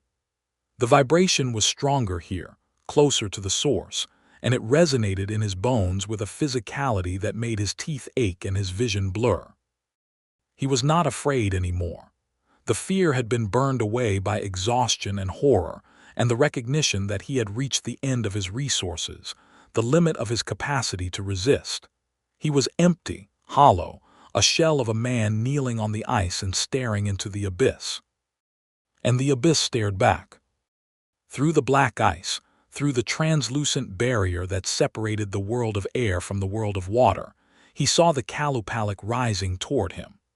Not one but many, a convergence of greenish forms that moved with a coordinated precision that suggested a single mind distributed across multiple bodies. Their faces were visible now, or what passed for faces, elongated and pale with eyes that were not eyes but dark pits that seemed to absorb light rather than reflect it. Their mouths were open, revealing not teeth but something else, something that looked like the filtering apparatus of a whale, a baleen-like structure that suggested they did not chew their prey but filtered it, processed it, consumed it in ways that Kobe could not imagine. And they were wearing the ametik. Not one parka but many, each creature draped in a hooded garment that was lined with the calcified remains of countless victims, small bones fused into the fabric in patterns that suggested not decoration but function, not art but biology. The ametik were not clothing. They were organs, extensions of the creatures' bodies, nurseries that maintained their prey in a state of suspended animation until they were needed. Kobe stared into the dark pits of the Qalupalik's eyes, and he felt the song rising around him, the lullaby that was not a lullaby but a command, an instruction to surrender, to stop resisting, to let the cold take him and carry him down into the depths where the others waited. And he almost did. He almost let go, almost released his grip on consciousness, almost allowed the song to carry him into the darkness where Kiviak and the children were waiting. But something stopped him, something deep and stubborn and human, something that refused to surrender even in the face of overwhelming odds. He hummed, not a tune, not a melody, but a simple, rhythmic drone that rose from his throat with a force that surprised him. He hummed, and the humming created a vibration in his skull that competed with the Qalupalik song, that interfered with the frequency that was trying to compel his submission. The creatures paused, not in confusion. They were not capable of confusion in the human sense, but in recalculation. The prey was resisting. The prey was making noise. The prey was not following the expected pattern of surrender and capture. Kobe hummed louder, his voice cracking, his throat raw, and he backed away from the black ice, his knees sliding on the slippery surface, his hands finding purchase on the rougher white ice at the edge of the transparent zone. He hummed and he crawled, and he dragged himself away from the hole in the world, away from the creatures that were rising toward him, away from the abyss that had almost claimed him. The Qalupalik did not pursue, not immediately. They simply watched, their dark pits fixed on his retreating form, their song fading into a hum that was less compelling, less urgent, more observational. They were studying him, Kobe realized, analyzing his resistance, filing it away for future reference. The encounter was data, and the data would be processed, and the next encounter would be different. He reached the white ice, the solid, opaque surface that offered the illusion of safety, and he collapsed onto his stomach, his face pressed against the frozen snow, his body shaking with cold and exhaustion and the aftermath of terror. He hummed until his voice gave out, until his throat was too raw to produce sound, and then he lay in silence, listening to the retreat of the Qalupalik song, feeling the vibration fade as the creatures returned to the depths. He was alive, he was free, and he was alone in the Arctic with no supplies, no shelter, and no hope of rescue. But he was not taken, and as he lay on the ice, staring at the gray sky, he understood that this was not a victory but a reprieve, not an escape but a postponement. The Qalupalik had allowed him to live because he had provided data, had demonstrated a behavior that the creatures had not encountered before. He was interesting. An interesting prey was kept alive, studied, observed, until the creatures understood them well enough to capture them efficiently. He had to move. The cold was already working on him, numbing his extremities, slowing his thoughts, preparing his body for the hypothermia that would kill him if he remained still.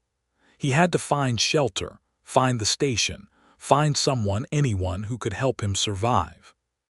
He rose, his body stiff and aching, and he looked around at the vast white emptiness that surrounded him. The black ice was behind him, a dark patch in the otherwise uniform landscape, and ahead of him in the distance, he could see the faint outline of the station's antenna array, a thin line against the gray sky that represented the only hope of survival in this terrible place. He walked, not with the desperate urgency of before, but with a mechanical precision that suggested his body was operating on reserves of energy that he did not know he possessed. He walked toward the station, toward the others, toward the possibility of rescue and survival, and the continuation of a life that had suddenly become precious beyond measure. And beneath the ice, beneath the white surface and the black depths, the Qalupalik watched him go, their song a distant hum that followed him like a shadow, a reminder that he had been marked, that he had been noticed, and that the next encounter would come when he least expected it, when his guard was down, when the humming stopped. The amatik waited, lined with the bones of the taken, and the children slept in the freezing depths, and the Qalupalik sang its song of hunger and preservation, an endless, patient life. And Kobe walked on, alone in the Arctic, humming to himself with a voice that was barely audible, a fragile barrier of sound that was all that stood between him and the thing that waited beneath the ice. The station was not sanctuary. Kobe understood this with a clarity that cut through the exhaustion and cold shock like a blade, even as he stumbled through the door that Alina held open for him, even as the warmth of the heated interior enveloped him with a physical sensation that made his knees buckle and his vision blur.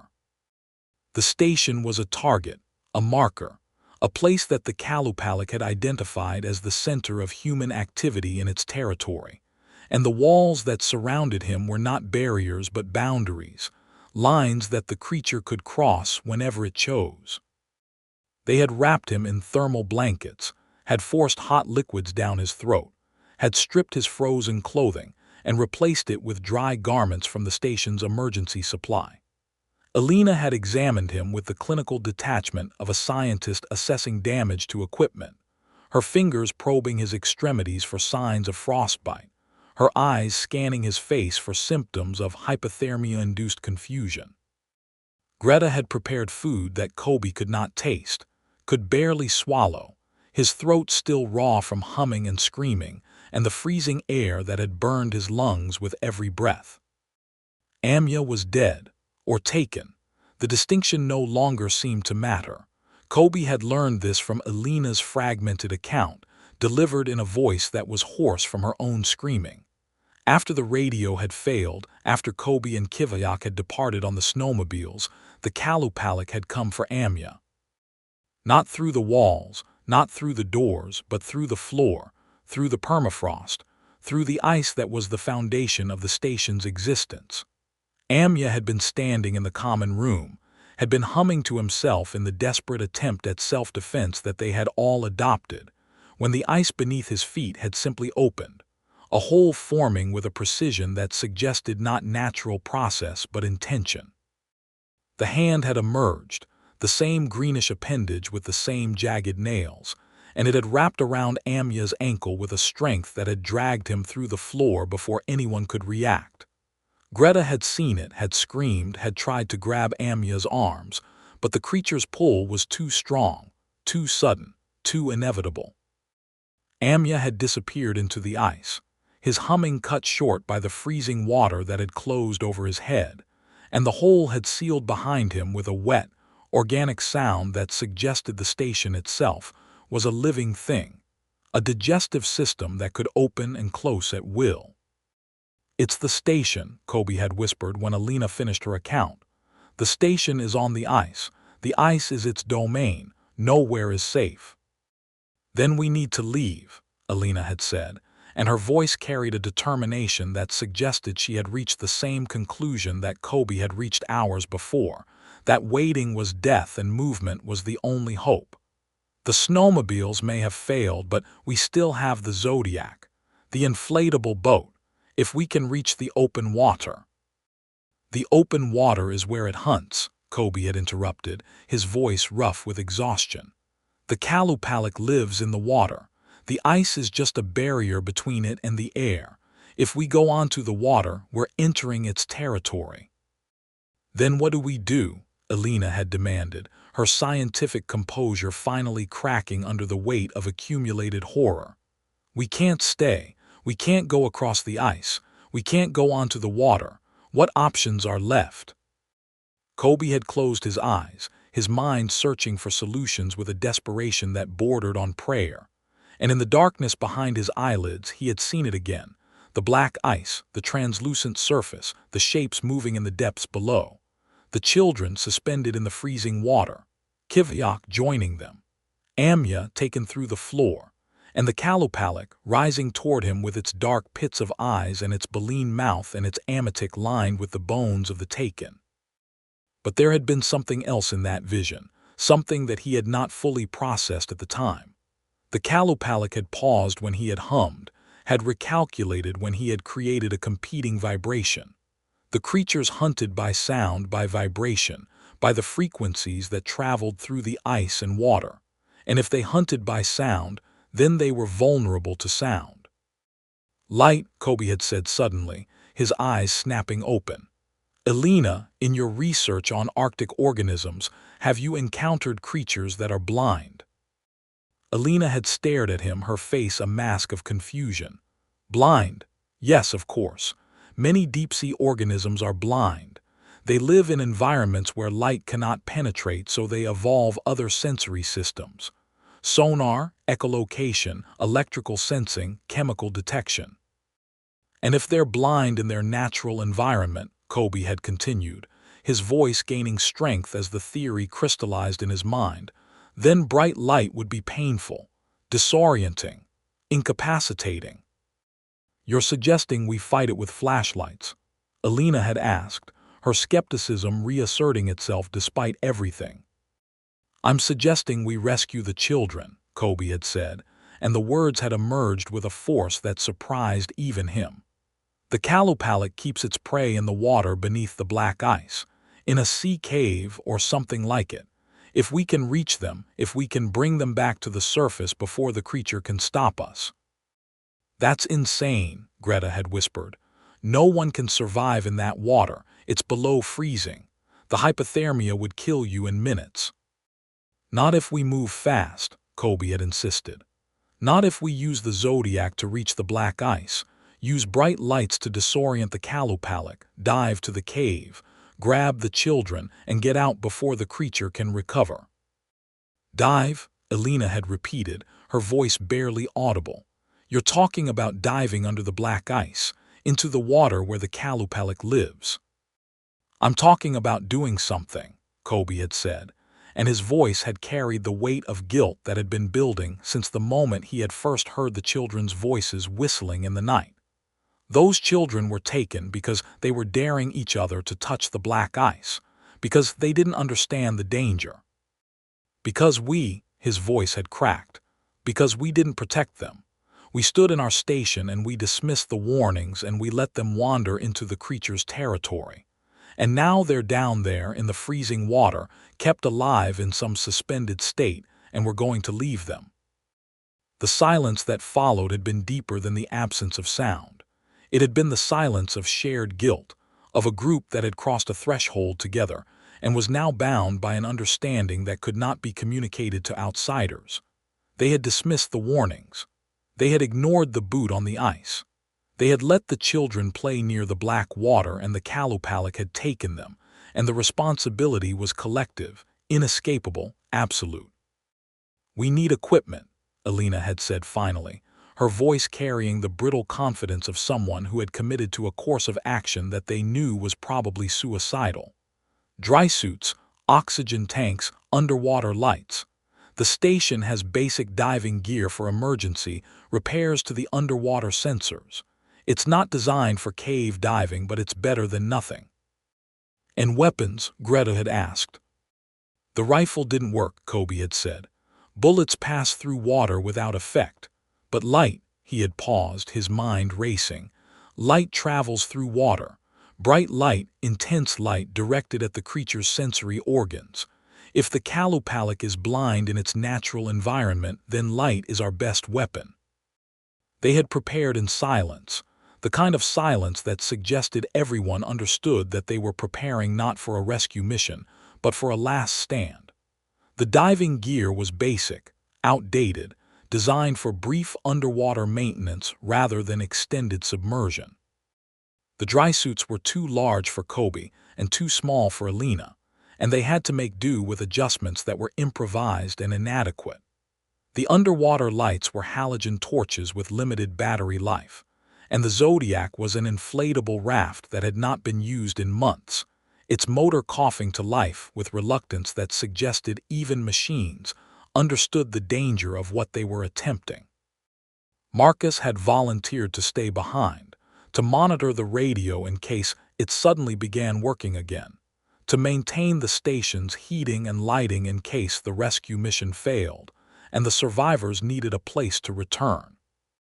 His face was gray with shock, his hands shaking as he helped them load the equipment, and Kobe had understood that the sound engineer would not survive much longer in this place, that the psychological damage of the whistling and the disappearances had broken something in him that could not be repaired.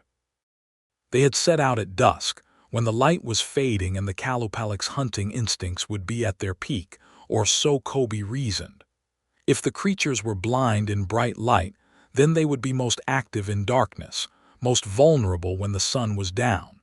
It was a gamble, a desperate attempt to exploit a weakness that might not exist, but it was the only gamble they had. The Zodiac moved across the water with a slowness that made Kobe's teeth ache with impatience.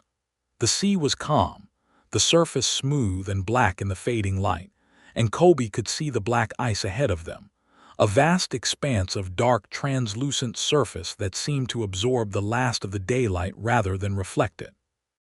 The pressure ridges were visible at its edges, jagged walls of ice that marked the boundary between the solid surface and the open water, and beyond them, the black ice stretched to the horizon in an endless plain of frozen darkness.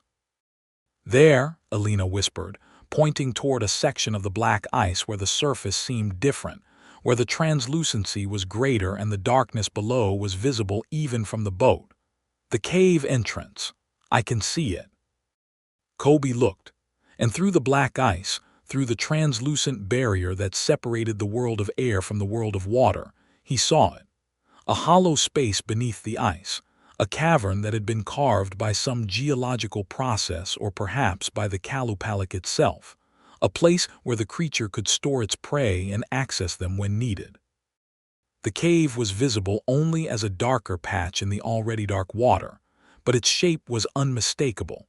A bubble of air or ice or something else, large enough to contain not merely the 3 children but dozens, perhaps hundreds of victims. "We need to get closer," Kobe said, and his voice was steady despite the fear that made his hands shake on the Zodiac's tiller. "Close enough to dive." They maneuvered the boat to the edge of the black ice, where the pressure ridges created a sheltered area that was protected from the wind and the current. The Zodiac bumped against the ice with a soft thud, and Kobe and Alina pulled themselves onto the frozen surface, their dry suits making them bulky and awkward, their oxygen tanks heavy on their backs. The ice creaked beneath their weight, a sound like the shifting of massive joints, and Kobe felt the vibration rising from below, the hum that was the Qalupalik's song. It was stronger here, closer to the source, and it resonated in his bones with a physicality that made his vision blur and his balance uncertain. "The lights," Kobe whispered, and Alina nodded, her face pale and set with determination. They activated their underwater torches, the halogen beams cutting through the gathering darkness with an intensity that was almost painful after days of Arctic twilight. "Now," Kobe said, and he lowered himself into the water. The cold hit him like a physical blow, a shock that drove the breath from his lungs and made his muscles seize with involuntary contraction. The dry suit was supposed to protect him, to maintain a layer of insulating air between his skin and the freezing water, but the cold was not merely temperature. It was something else, something that penetrated the synthetic barriers and reached directly into his body, into his bones, into the marrow where blood was made. He forced himself to breathe, to activate his regulator, to draw the compressed air into his lungs with a rhythm that was mechanical and deliberate. The water was dark, visibility limited to the beam of his torch, and he could feel the weight of the ice above him, the massive frozen ceiling that separated him from the world of air and light and warmth. Alina entered the water beside him, her torch beam intersecting with his, and they swam together toward the cave entrance, their movements slow and cautious, every kick of their fins sending them deeper into the darkness. The cave was larger than it had appeared from above, a vast hollow space beneath the ice that extended for meters in every direction. The walls were not stone but ice, ancient ice that had formed over millennia, layered and compressed into a substance that was harder than rock and clearer than glass. The water within the cave was still, untouched by current or tide, and the silence was absolute, broken only by the sound of their own breathing, the rhythmic hiss of regulators that seemed obscenely loud in the vast emptiness. Kobe swept his torch across the cave, and the beam revealed what the darkness had hidden. The ametik hung from the ceiling, or what passed for a ceiling in this underwater world. Dozens of them, hundreds perhaps, suspended in the freezing water like strange fruit growing from an inverted tree. They were not merely garments but biological structures, extensions of the Qalupalik's body, each one lined with the calcified remains of victims whose bones had been fused into the fabric in patterns that suggested not decoration but function. And within the ametik, suspended in the freezing water, were the taken. Kobe saw them with a clarity that transcended the darkness, the torch beam illuminating faces that were peaceful, almost sleeping, their eyes closed, their bodies preserved by the cold in a state that was not life but not death either. The children were there, Takik and Nunik and Aputi, their small forms nestled in the biological nurseries that the Qalupalik had constructed for them. Kivayak was there too, his adult body too large for the ametik that held him, his face twisted in an expression that suggested he was struggling against the suspension, fighting to wake from a sleep that would not release him. And there were others, many others, children and adults, Inuit and European, spanning what must have been decades or centuries of predation. The Qalupalik had been hunting this coast for a long time, and its ametik was a museum of victims, a collection of preserved lives that extended back into history itself. "Kobe," Alina whispered, her voice distorted by the regulator, and he turned to follow her torch beam. The Qalupalik was there. Not one but three, suspended in the water near the far wall of the cave, their greenish forms illuminated by the light with a clarity that made Kobe's stomach lurch. They were larger than he had imagined, larger than the hand that had emerged from the ice, their bodies elongated and thin with limbs that seemed to exist in dimensions that human eyes could not fully process. Their faces were visible, or what passed for faces. The eyes were not eyes but dark pits, empty sockets that suggested the creatures were indeed blind, their visual organs having atrophied in the lightless depths where they lived. The mouths were open, revealing the baleen-like structures that Kobe had glimpsed before, and the ametik they wore were not merely garments but extensions of their bodies, lined with the calcified remains of countless victims. And they were moving, not toward Kobe and Alina, but away from them, their bodies twisting and convulsing in movements that suggested pain or disorientation, or some reaction to the light that was too intense for their lightless world. "It's working," Alina whispered, her voice carrying a note of triumph that was almost painful in its intensity. "The light, it's hurting them. They're blind, they can't handle the brightness." Kobe swept his torch across the creatures, the beam striking their greenish flesh with an intensity that made them flinch and writhe. The Qalupalik were not retreating permanently, he knew. They were recalculating, adapting, preparing a response to this new threat. But for the moment, the light was holding them at bay, creating a bubble of safety in the darkness of the cave. "The children," Kobe said, and his voice was urgent, driven by the knowledge that their advantage was temporary, that the creatures would recover and attack with a ferocity that would make their previous encounters seem gentle by comparison. We need to get them out. Now. They swam toward the nearest Amatik, the one that held Takik, and Kobe reached for the child with hands that were clumsy in his gloves, his movements impeded by the cold and the water and the fear that made his limbs tremble.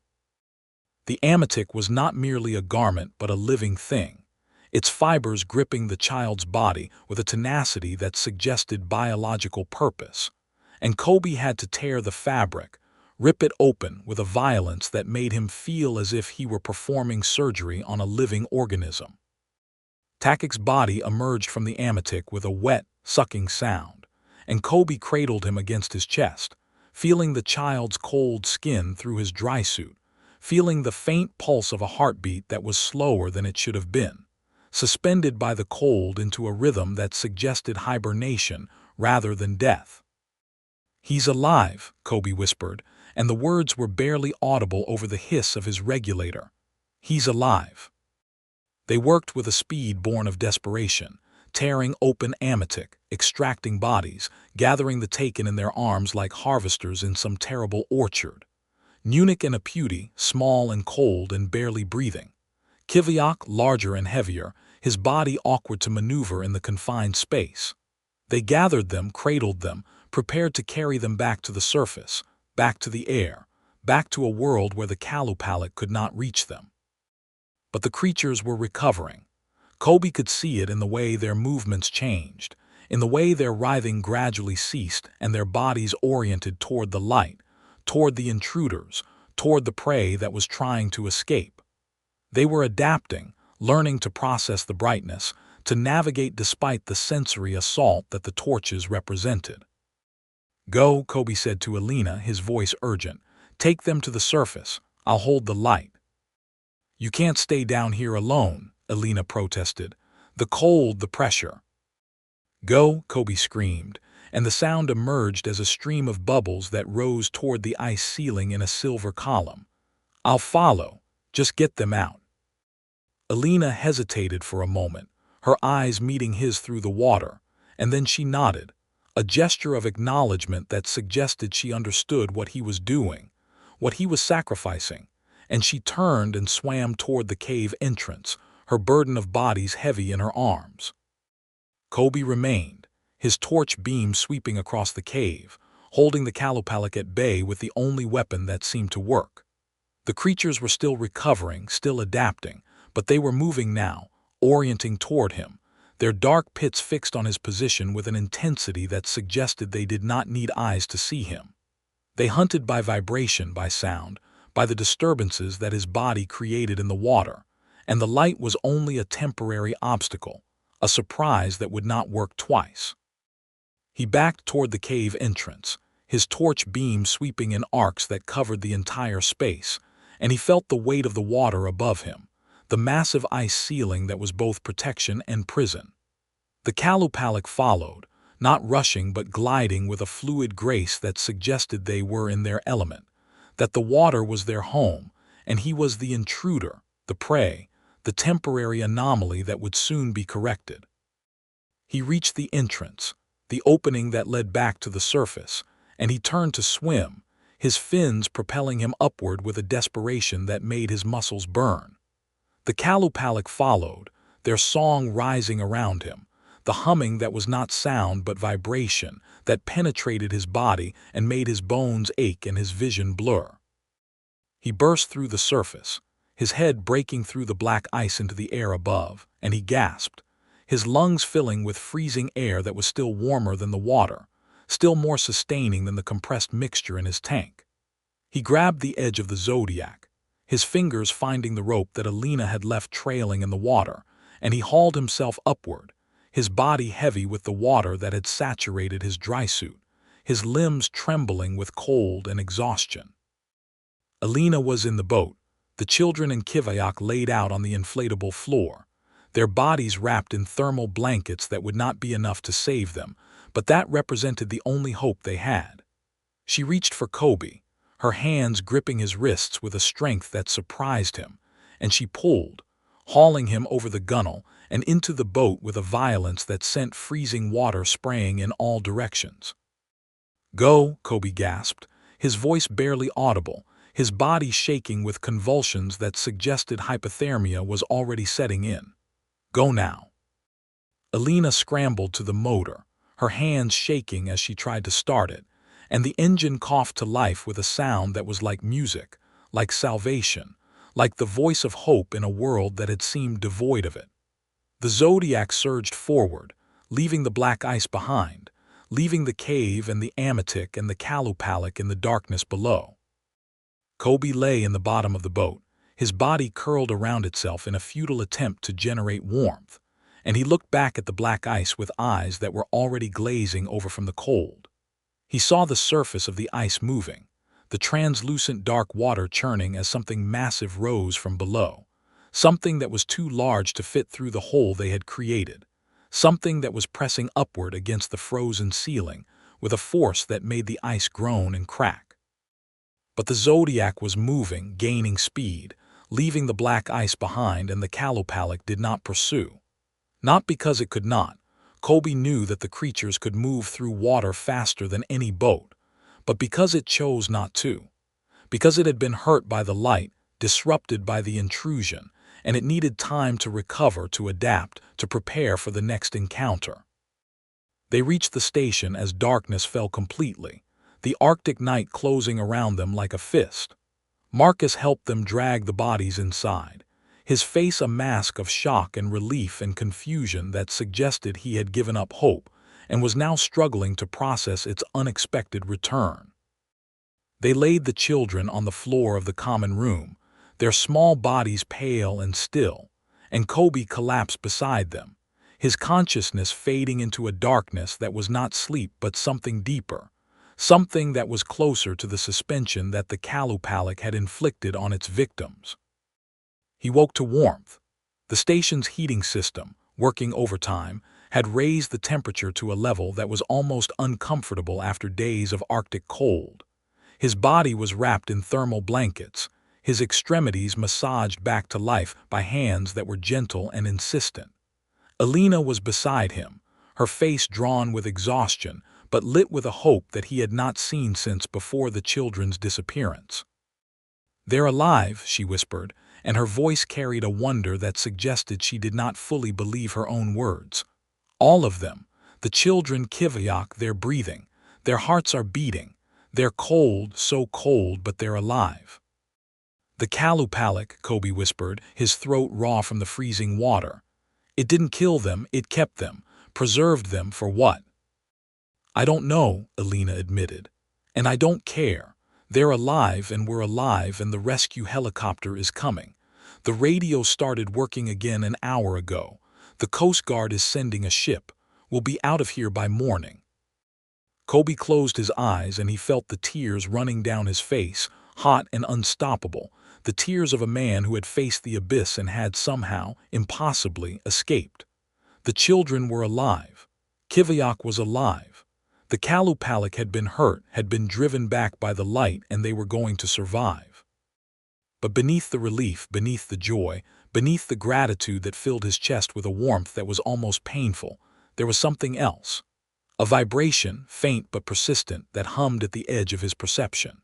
The Qalupalik's song, not a call but a promise, a reminder that the encounter was not over, that the creature had been hurt but not destroyed, and that it would remember him, would remember all of them, and would wait for the next opportunity to reclaim what had been taken.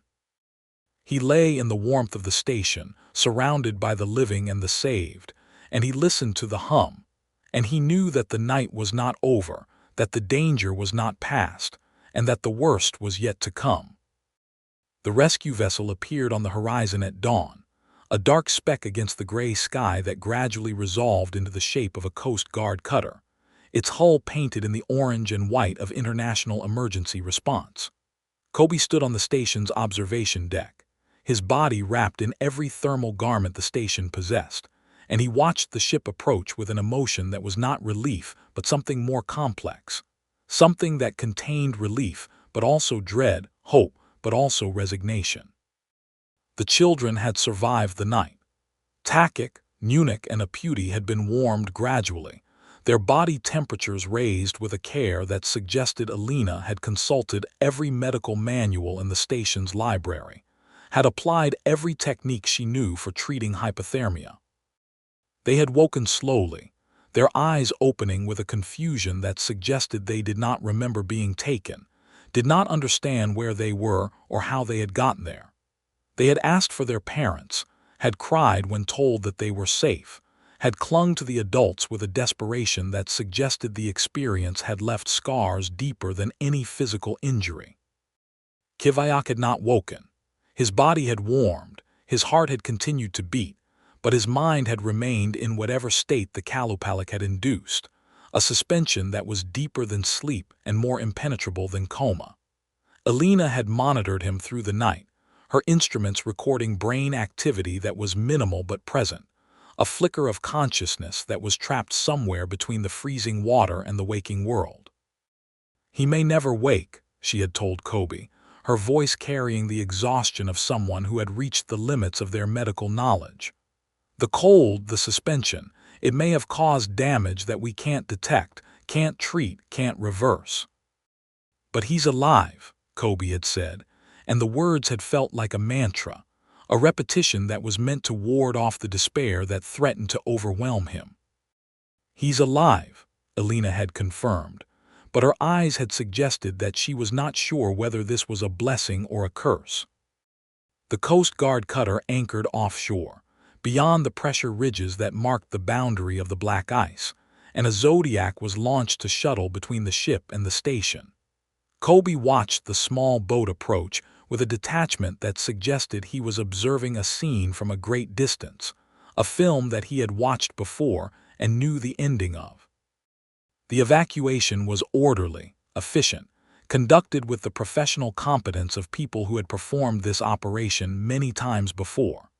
The children were carried first, wrapped in thermal blankets and strapped into stretchers that were hoisted aboard the Zodiac, with a care that suggested the rescuers understood the value of what they were carrying. Kiviak followed, his unconscious body handled with a gentleness that was almost reverent. Greta and Marcus climbed aboard next, their faces pale with relief and shock in equal measure. Kobe and Alina were the last to leave. They stood on the station's landing pad, watching the Zodiac make its final trip back to the cutter, and Alina turned to him with an expression that suggested she had something to say, something important, something that had been building since the moment they had surfaced from the cave. "The Amatik," she said, her voice quiet against the wind. "The bones, the things we saw down there, we can't tell anyone, not the full truth." "What do you mean?" Kobe asked, though he suspected he already knew. "I mean that if we tell the Coast Guard, the authorities, the media, if we tell them what we really saw, they'll send more people. Investigators, scientists, military.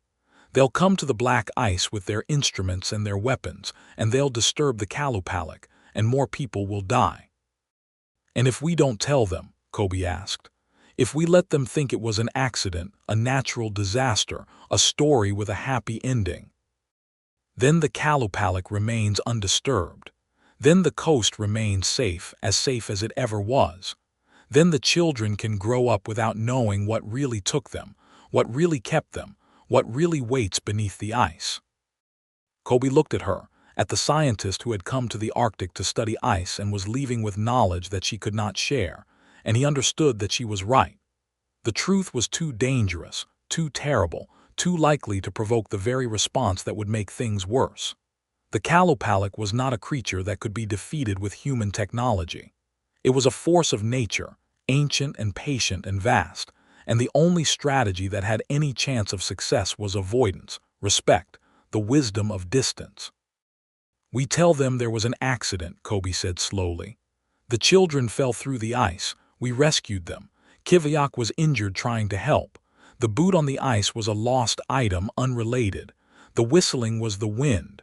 The rest," he paused, his throat tight with the weight of the lie he was constructing, "the rest is silence." Alina nodded, and he saw something in her eyes that might have been gratitude or might have been sorrow, the recognition that survival sometimes required the sacrifice of truth. "Silence," she repeated. "Yes, silence." They climbed into the Zodiac for the final trip, the small boat bouncing across the waves with a violence that suggested the sea itself was reluctant to release them. The cutter loomed above them, its hull massive and solid and reassuring, and Kobe felt, for the first time since the whistling had begun, a moment of genuine safety, a belief that the world of steel and engines and human technology could protect him from the ancient forces that had nearly consumed him. They were hauled aboard, wrapped in blankets, given hot drinks and medical attention and the professional sympathy of sailors who had seen worse, or thought they had. The captain, a Danish man with a weathered face and kind eyes, welcomed them with a formality that suggested he understood they had been through something terrible, even if he did not know the specifics. "We'll have you in Nuuk by tomorrow evening," he said, his English precise and accented. "The children are stable. Your friend Kivayak is in the infirmary. You'll all be fine." "Thank you," Kobe said, and the words felt inadequate, too small for the magnitude of what the captain and his crew were providing. "Thank you." They were shown to a small cabin, 2 narrow bunks and a porthole that looked out over the gray sea, and Kobe collapsed onto the lower bunk with an exhaustion that was physical, mental, existential. Elena took the upper bunk, and they lay in silence, the gentle rocking of the ship a lullaby that was almost enough to make Kobe forget the horror of the past days, almost enough to let him sleep. But sleep did not come. The hum was still there, faint but persistent, a vibration that he could feel in the metal of the hull, in the mattress beneath him, in the bones of his skull. He told himself it was the ship's engine, the propeller cutting through the water, the mechanical processes that made movement possible. But he knew, with a certainty that transcended rationalization, that it was something else. "Do you hear it?" Elena whispered from above, and her voice was barely audible, a breath of sound that suggested she was afraid to speak too loudly. "Yes," Kobe admitted, "I hear it." "It's not the engine," she said. "I checked. The engine is aft below the waterline. This sound is," she paused, searching for words, "it's everywhere, in the hull, in the water, in the air." "The Qalupalik," Kobe whispered, and the name felt like a curse, a summoning, a recognition of something that should not be named. "It followed us." "It can't have," Elena said, but her voice lacked conviction. "We're miles from the station, miles from the black ice. We're on a ship in open water moving at speed. It can't follow us here." But the hum persisted, and as Kobe lay in the darkness, his body rigid with tension, he realized that the hum was not coming from outside the ship. It was coming from beneath it, from the water below the hull, from something that was moving through the freezing depths with a speed that matched the ship's progress, that kept pace with the engines, that was not pursuing but accompanying. "The water," Kobe whispered. "It's in the water under the boat." Elena did not answer. She had heard it too, or perhaps she had simply reached the same conclusion through her own analysis of the sound's direction and intensity. Either way, the silence that followed was deeper than before, filled with the knowledge that they had not escaped, had not been rescued, had merely transitioned from one form of proximity to another.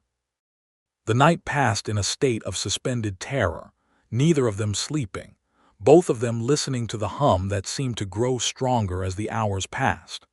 The ship's motion changed at some point, the captain adjusting course or speed in response to conditions that Kobe could not see from his cabin, and the hum shifted with it, maintaining its position beneath the hull with a precision that suggested not coincidence but intention. Dawn came gray and weak, the Arctic sun a pale suggestion on the eastern horizon that offered no warmth and little comfort. Kobe rose from his bunk, his body stiff and aching, and he walked to the porthole, pressing his face against the cold glass to look out at the sea. The water was dark, almost black, and the surface was smooth, untouched by wind or wave. The ship cut through it with a steady progress that sent plumes of white spray rising from the bow, and the wake stretched behind them in a long, fading line that marked their passage through the freezing medium.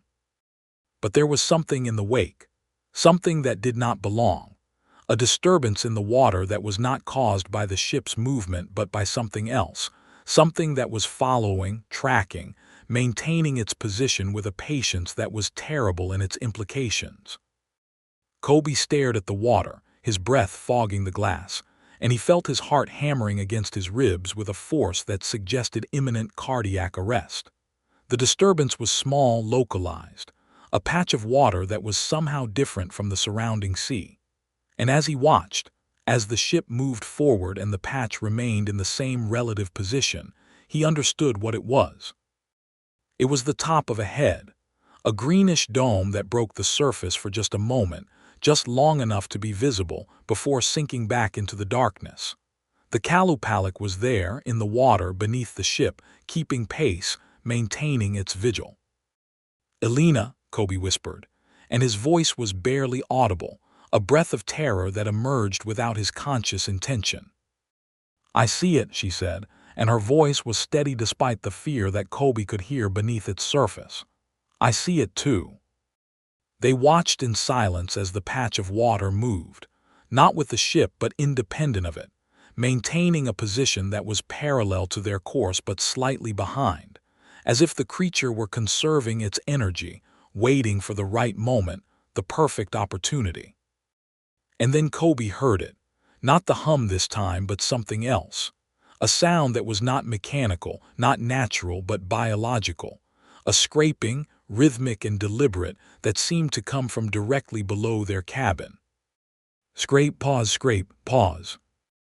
It was a pattern, a code, a message that Kobe's mind could not decipher but his body understood instinctively. The sound of something sharp against metal, something organic against something manufactured, something ancient against something modern. He dropped to his knees on the cabin floor, pressing his ear against the cold steel, and the sound was clearer here, amplified by the metal, transmitted through the structure of the ship with a fidelity that made his blood run cold. Scrape, pause. It was not random. It was deliberate.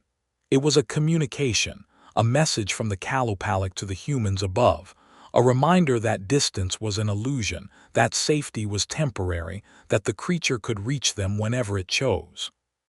Kobe rose and walked to the porthole again, his legs unsteady, his vision blurred by a combination of exhaustion and terror. He looked down at the water, at the dark surface that hid whatever was moving beneath, and he saw something that made him gasp, that made him recoil from the glass with a violence that sent him stumbling backward into the cabin. A single, long, greenish fingernail, breaking the surface of the water, extending upward, touching the hull of the ship with a gentleness that was obscene in its suggestion of intimacy. The nail was not attached to a hand that Kobe could see, but he knew it was there, just below the surface, the same hand that had grabbed Kivayak's ankle, that had sliced through tendons with surgical precision, that had dragged 3 children and an adult beneath the ice. And the nail was moving, not randomly but rhythmically, scraping against the hull in a pattern that matched the sound he had heard through the floor. Scrape, pause. It was the sound of a child knocking on a door, the sound of someone asking to be let in, the sound of the Qalupalik, mimicking the behavior of its prey, using its knowledge of human customs to communicate a message that was both simple and terrible. "I am here, I know where you are, and I can reach you." Kobe backed away from the porthole, his hand pressed against his mouth to suppress the scream that was building in his throat. Elena was beside him, her face white with shock, her eyes fixed on the porthole with a horror that suggested she had seen what he had seen, had understood what he had understood.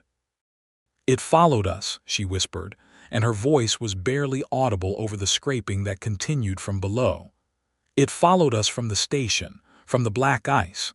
It's been beneath the boat all night." "It doesn't want to kill us," Kobe said, and the realization emerged from someplace deep in his mind, some survival instinct that had been processing the data of their encounter. If it wanted to kill us, it could sink the ship. It could breach the hull, drag us into the water, but it hasn't. It's just, he searched for the word, it's just watching, waiting, letting us know it's there. Why? Alina demanded. Why not just finish it? Because we're interesting, Kobe said, repeating Amya's words with a bitterness that surprised him.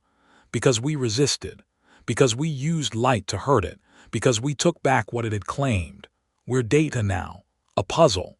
Something to be studied and understood before we're processed. The scraping stopped.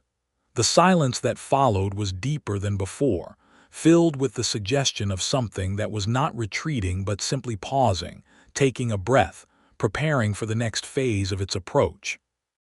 Kobe walked back to the porthole, his movements slow and cautious, and he looked down at the water. The fingernail was gone, withdrawn into the depths, and the surface was smooth and undisturbed, as if nothing had been there, as if the entire encounter had been a hallucination brought on by stress and exhaustion. But he knew. He knew what he had seen, what he had heard, what was waiting beneath the ship in the freezing darkness of the Arctic Sea. "It'll be back," he whispered, not to Alina but to himself, to the part of his mind that was still trying to process the impossible. "It'll keep watching, keep waiting, until we make a mistake, until we let our guard down, until we stop humming." Alina did not answer. She simply sat on her bunk, her arms wrapped around her knees, her face pressed against her thighs in a posture of defeat that suggested she had reached the end of her capacity to resist, to fight, to hope. The ship sailed on, cutting through the freezing water with a steady progress that carried them toward Nuuk, toward civilization, toward a world where the Qalupalik could not follow, or so they told themselves. But the hum persisted, faint but present, a vibration that permeated the hull and the air and the bones of everyone on board. And beneath them, in the darkness where light could not penetrate, something moved. Something with greenish skin and long, jagged nails and a parka lined with the bones of the taken. Something that hummed and whistled and scraped against the hull with a patience that was older than human civilization and would outlast it by millennia. The Qalupalik was not gone. It had merely withdrawn to a distance where it could observe, could learn, could wait for the moment when the humans would make the mistake that would bring them back within reach of its embrace. Kobe lay on his bunk, his eyes fixed on the ceiling, and he hummed to himself, a tuneless, rhythmic drone that was the only defense he had against the song that rose from below. He hummed, and he listened, and he waited, and he knew that the journey to Nuuk was not an escape but a postponement, not a rescue but a reprieve. The Arctic was vast and cold and patient, and the Qalupalik had all the time in the world. Thank you for listening to today's stories. If you enjoyed, please leave a like and subscribe, so you don't miss the stories yet to come.